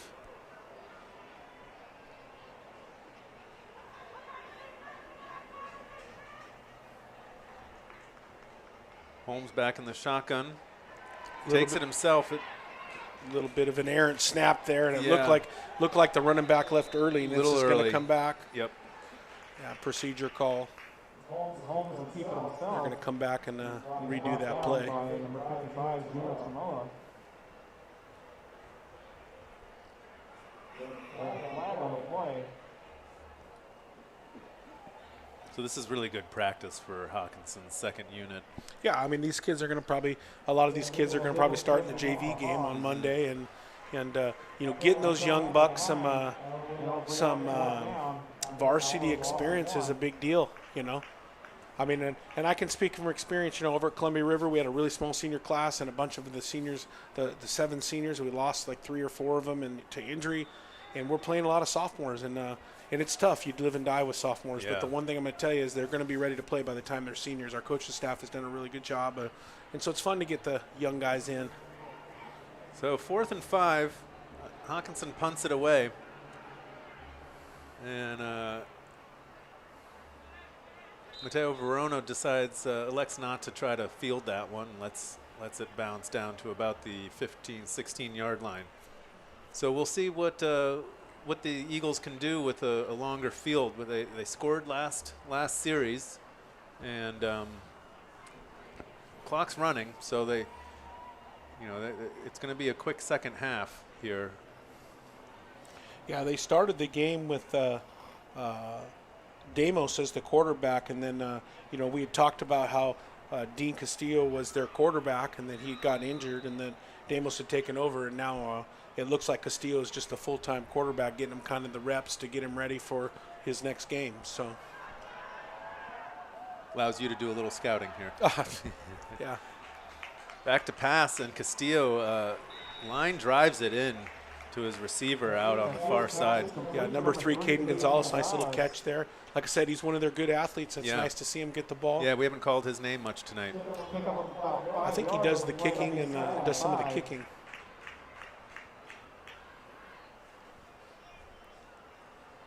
So 2nd down and 6, ball on the 22. Castillo in a shotgun, got inside handoff right here up the middle, almost for a first down. Not sure who got the carry on that one, but a nice little run there. They had three receivers spread out wide, and allowed for that room up the middle. I think it was number 15 for Hudson's Bay, which is there's that name again. Nietzsche Labossiere. Yeah, I'm pretty sure that was who ran that ball. Oh, no, it was 44. I apologize. Number 44 ran it. Oh, Lennox Tuala. So there was a first down. First down and 10 on the 27. Throwing the ball up here. Dangerous throw. Well covered down the field. Intended receiver was Dylan Damos. Yeah, I like the idea of taking a shot at Damos. You know, Hawkinson had that very well covered. Number 31 from Hawkinson was on the coverage, and he was playing pretty deep as it was. And that is Adrian Tapio. Adrian Tapio was on the coverage. So that brings up 2nd down and 10. Ball still on the 27-yard line.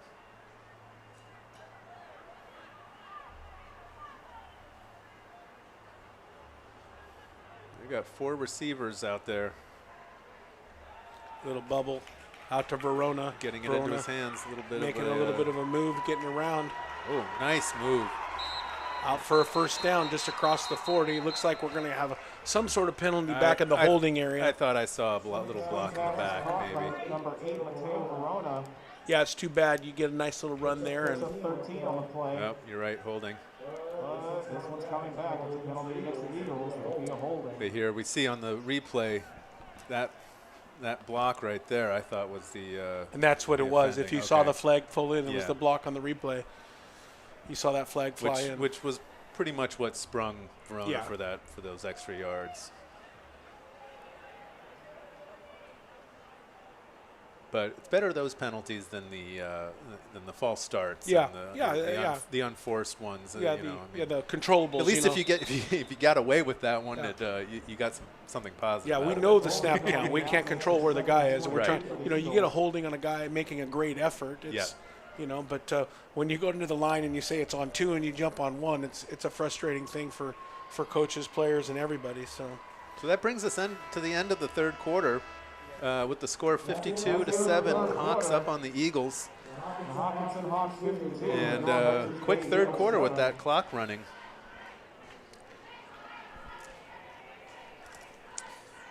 VPS Game Time has more sports coming. Next week, 2 more football games. On Thursday, it's Hudson's Bay versus Columbia River in a crosstown matchup. Friday, Skyview hosts Adrian Nelson High School from Clackamas. You can watch at 7 p.m. on Comcast Channel 328, along with the VPS Facebook, Twitter, and YouTube pages. So it'll be a short week for Hudson's Bay, coming back on Thursday night next week.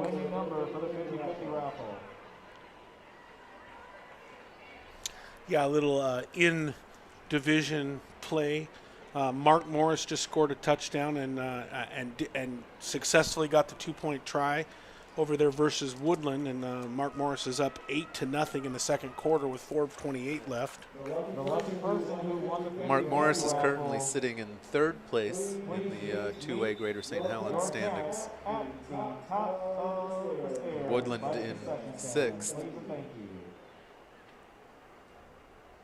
Do you have a score on that game? I apologize on the Woodland. On the Woodland. Yeah, it's 8-0. 8-0. Yeah, 8-0 right now on Mark Morris. And looking at Twitter here, trying to get a Camas score. It looks like Camas attempted a 37-yard field goal and it was blocked. And do not have a score on it right now. So the first play of the fourth. Yeah, it sounds like it's 7-0 Camas across town over there for that big 4A league title they're playing for. Low scoring so far. Yeah, 2 great tradition ball clubs. When you look at their preseasons, Camas played the gauntlet and Skyview had a little bit of a softer schedule, but man, just 2 great ball clubs. Oh, Castillo goes to air it out, and he's got a man, but he's overthrows him, and number 12. That is Enzo Oliverio, intercepts it and returns it up this near sideline for a nice return. Tough break for Castillo. There is a flag on the play. We'll see what this call is. Looks like blocking the back area on the return. We'll see what happens. Could be pass interference.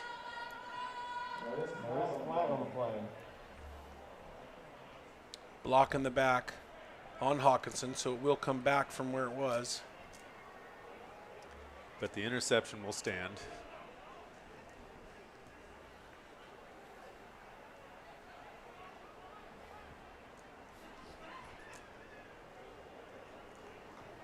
Those that first drive of the second half, where those jet sweeps, those running plays, those safe ways to get it into your playmakers' hands. I'm no coach, but I would like to see more of those types of plays. Yeah, come out in the second half, get a short field, do a couple small things, have some success. The last 2 drives, they've tried to go big early, and got behind the chains last time, and this one throw a pick. So you want to build off of it, and like you're saying, it might be nice to just do little small stuff. Ooh, nowhere to go on that play. Little handoff off center. Well, I think he just kept it himself. He went to hand it off and tackle on the play by Phelan. Yeah, Trevor Holmes just kept it himself. And couldn't find any room there along that left side. Hudson's Bay played it well, bottled him up. Yeah, pretty much now Hawkinson's got everybody that's a starter out of the game, it looks like. All new receivers, looks like a new group of linemen, new quarterback, even a new little running back. Holmes drops back to pass over the middle and not caught. Good pass though. I mean, yeah, threaded the needle there. Tried to hit 31 on the drag, which is Adrian Tapio. Kind of threaded it. There was 3 Hudson's Bay people there. Nice little and he pass. put it low where his receiver could get it. You can see on this replay. Yeah, I mean, gutsy pass.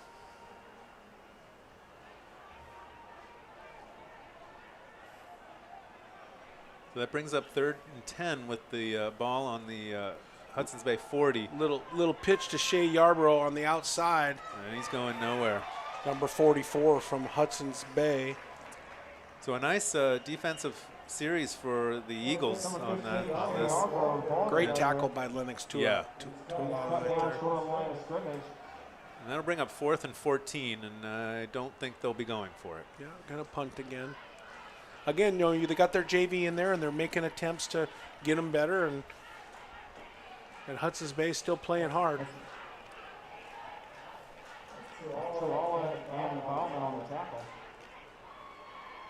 John Charles is still out there, though. Going to punt it away.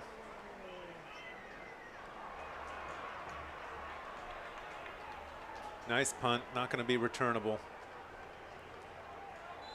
Lands just about at the 11-yard line, so that'll back Hudson's Bay up. 7:35 left in the game. The Eagles will be starting at their own 12-yard line. Man, I'll tell you what, that junior on Hudson's Bay, he's a heck of an athlete for how big he is. I don't know if you noticed on that play. He come running off the field, and there wasn't enough guys in the field, so he just stepped on and covered the receiver. Did you see that? Yeah. And it got a couple of chuckles. Yeah, well, the young receiver from Hawkinson tried to take off, and he just jacked him and knocked him on the ground, and then the best part, the sportsmanship, went and helped him up, and they patted each other on the shoulder. Thought that was kind of cool. Here we go with another jet sweep. Looks like Damus is going to get the edge again. Nice pickup of 9, almost 10 yards with the jet sweep.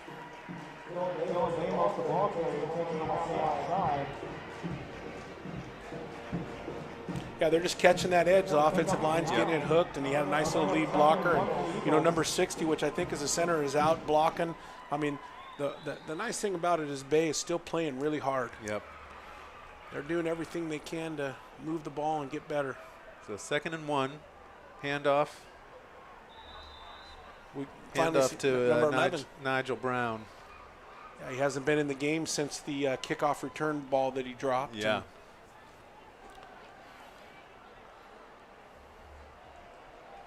.5'11" junior. So it's still it's 3rd and 1. Yeah, I thought they got the first down on that. Yeah. They must have marked it short. Quarterback keep up the middle. Good little move. Ooh. And not shying away from the contact. Bowls over the defender. When you're 6'4" and 205, why not? Yeah, pretty athletic play right there. They need a couple yards.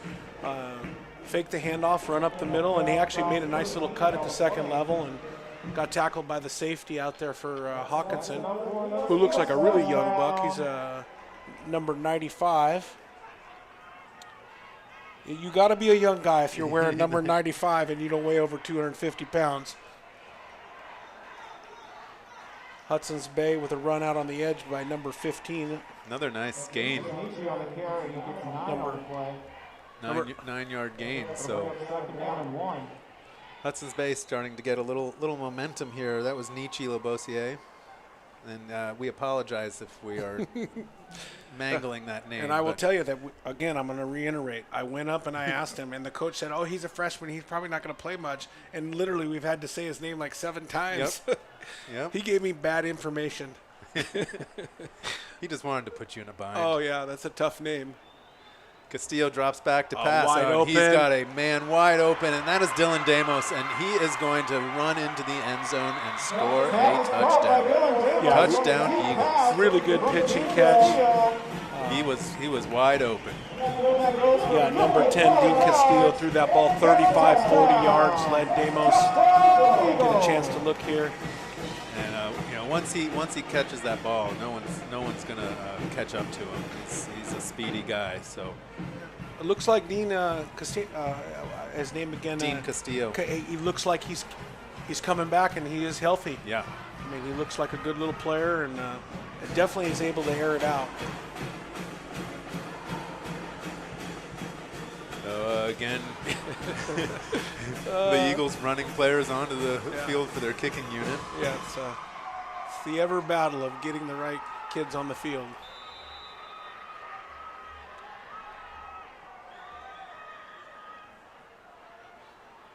So Damos will hold. Oh, great job by the Hold kicker the there. ball. I think he ends up making it. Oh, no, he did miss it left.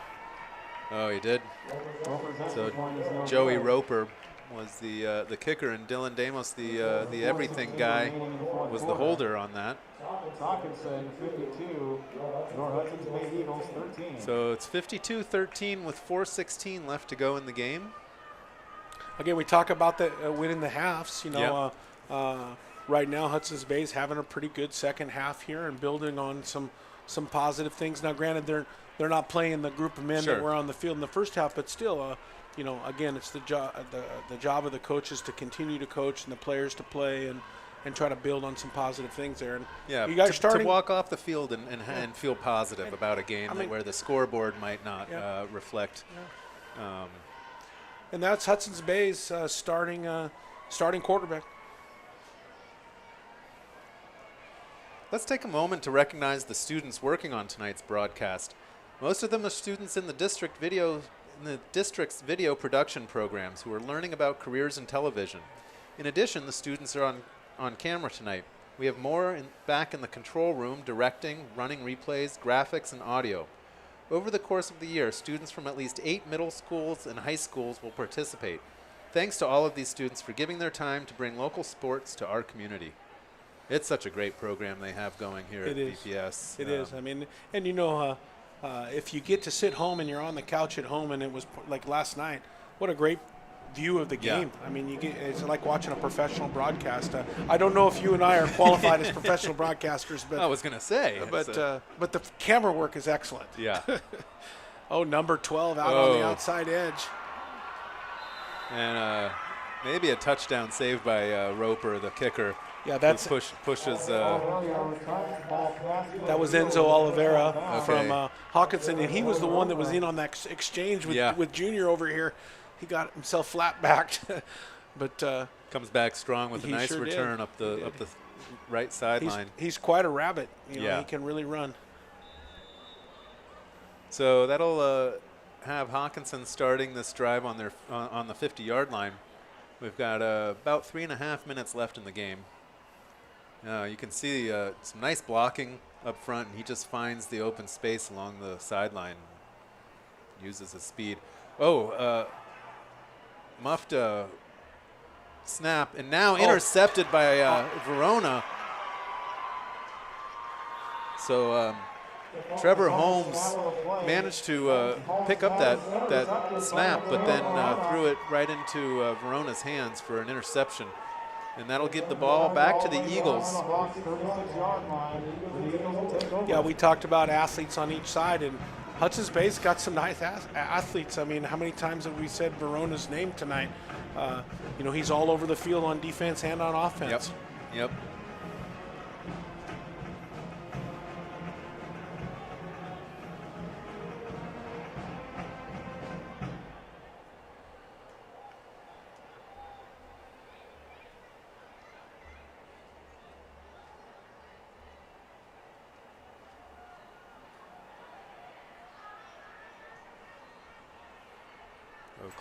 Clock's ticking, and 2 minutes and 25 seconds left here. Castillo in the shotgun with Verona. Little swing pass out to 14. Managed to pick it up and still get the pass out there to 14 to Max Doty. Max Doty's a senior, and the team was pretty excited that he got that opportunity. It looked like a little special moment over there on the far sidelines. Yeah, you can see Castillo raising his arms in celebration on that catch. That's what's so great about football, man.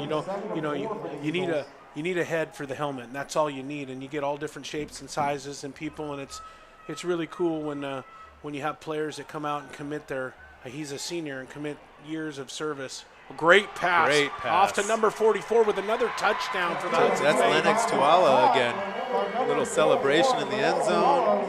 I'll tell you what, Dean Castillo is showing something now. Yeah, they didn't start him. Nope. They didn't start him. They got behind, and now that once they got behind, they put him in. And he's showing that he can really play quarterback, and he's showing that he's healthy. That was a great play, rolling left and threading a nice pass down to number 44. Yeah, I mean, you can see that he's got the tools, and it's just a matter of putting it all together. Of course, football is a game where nobody can do it on their own. Yeah, they're really happy for Max and his contribution here tonight. I love it.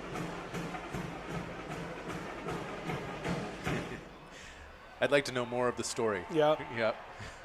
Well, it's big when the players are celebrating a 3-yard catch. Yes. Yep. And that's the great and thing. He stayed on the field for the touchdown play, and that's the great thing about football. And this, you've got a big family, and you spend all this time together. And he's a senior. I don't know his story, but I'm assuming he probably has been around a while. Yep. And to get into a varsity game and catch a pass and be on the field, and those are memories that you'll never forget. Well, they made a movie out of something like that. Yeah, well, you're talking Rudy, right? Yeah. Yeah, I mean, it's all about making memories on Friday nights, man. Yeah. And what's funny is, you're going to remember big wins and you're going to remember losses, but it's the little stories or the in-game wins or the special personalities. We've had a bunch of them over at Columbia River, just special personalities that come through, and that's what's great about this game and sport. Yeah, they're still clapping him on the back on the sideline, so it's great to see.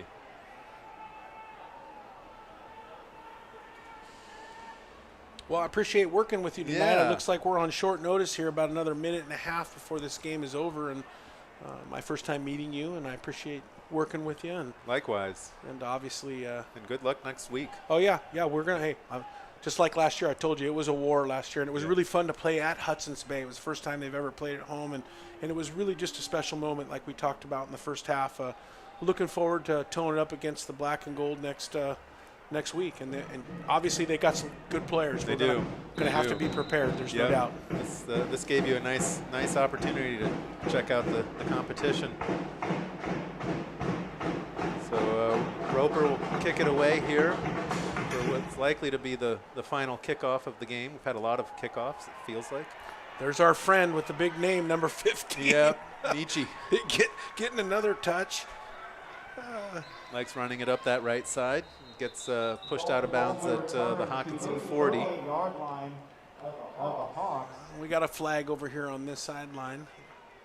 There's a flag on the play. Looks like it's going to probably be holding. It was kind of a short kick. These are the times where I wish they just leave that flag in their pocket. Yeah.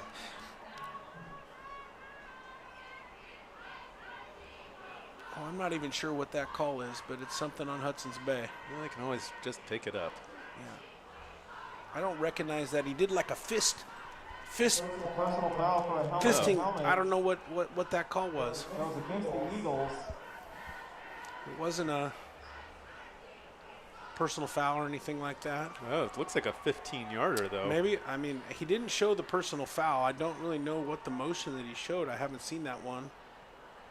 It'd be like you're fist bumping yourself was what it is, and there's probably someone in the audience that's a lot smarter than me that knows what that is. But I know that it cost him 15 yards, whatever the heck it was. And that's costly. And maybe that's the new school way of personal foul. I'm not sure. And here we go, the last 5 seconds of the game. So that penalty didn't do much. Well, thank you for joining us tonight on this. Okay, we're gonna roll some highlights here of the game, and we're expecting to see some Hudson's Bay highlights this time around.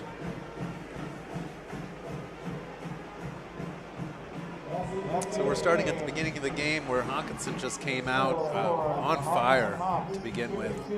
You know, with a hurry-up offense and spreading the ball around, just different people. You can see there's 2 different touchdowns already. Got on the board really quickly. A few unfortunate turnovers for Hudson's Bay on pass attempts. Northrop showing his athleticism on both sides of the ball.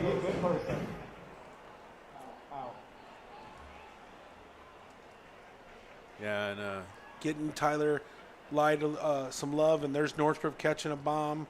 Jared Oldham showing his strength of his arm. And then Mr. Point, John Charles, he only ended up getting 16 points tonight. Slacking. Slacking from the 27 that he got last week. But and then here we are in the that was that play, the reception and fumble, nice turnover for Hudson's Bay that then turned right back around as a interception for Hawkinson. And then the long pass down the field to Kenyon Johnson. Yeah. And this is where it changes, you know, where it changes. That's the first half. And, after this play, we're going to get into some second half highlights where they recovered and got a touchdown here on a fumble. Now you're going to see Hudson's Bay in a nice little scamper. Verona getting his first touchdown. And then probably the Hudson's Bay longest play of the night to Dylan Damos, their Swiss Army knife guy who can start at quarterback and end up receiving the longest pass. And really, my favorite play of the game right there. He rolls left and hits him on the run. Yeah, Lennox Tuala had a strong second half. Came out and made some plays on both sides of the ball. Well, thank you for joining us for tonight's broadcast between the Hockinson Hawks and the Hudson's Bay Eagles. It was a final of 52-20.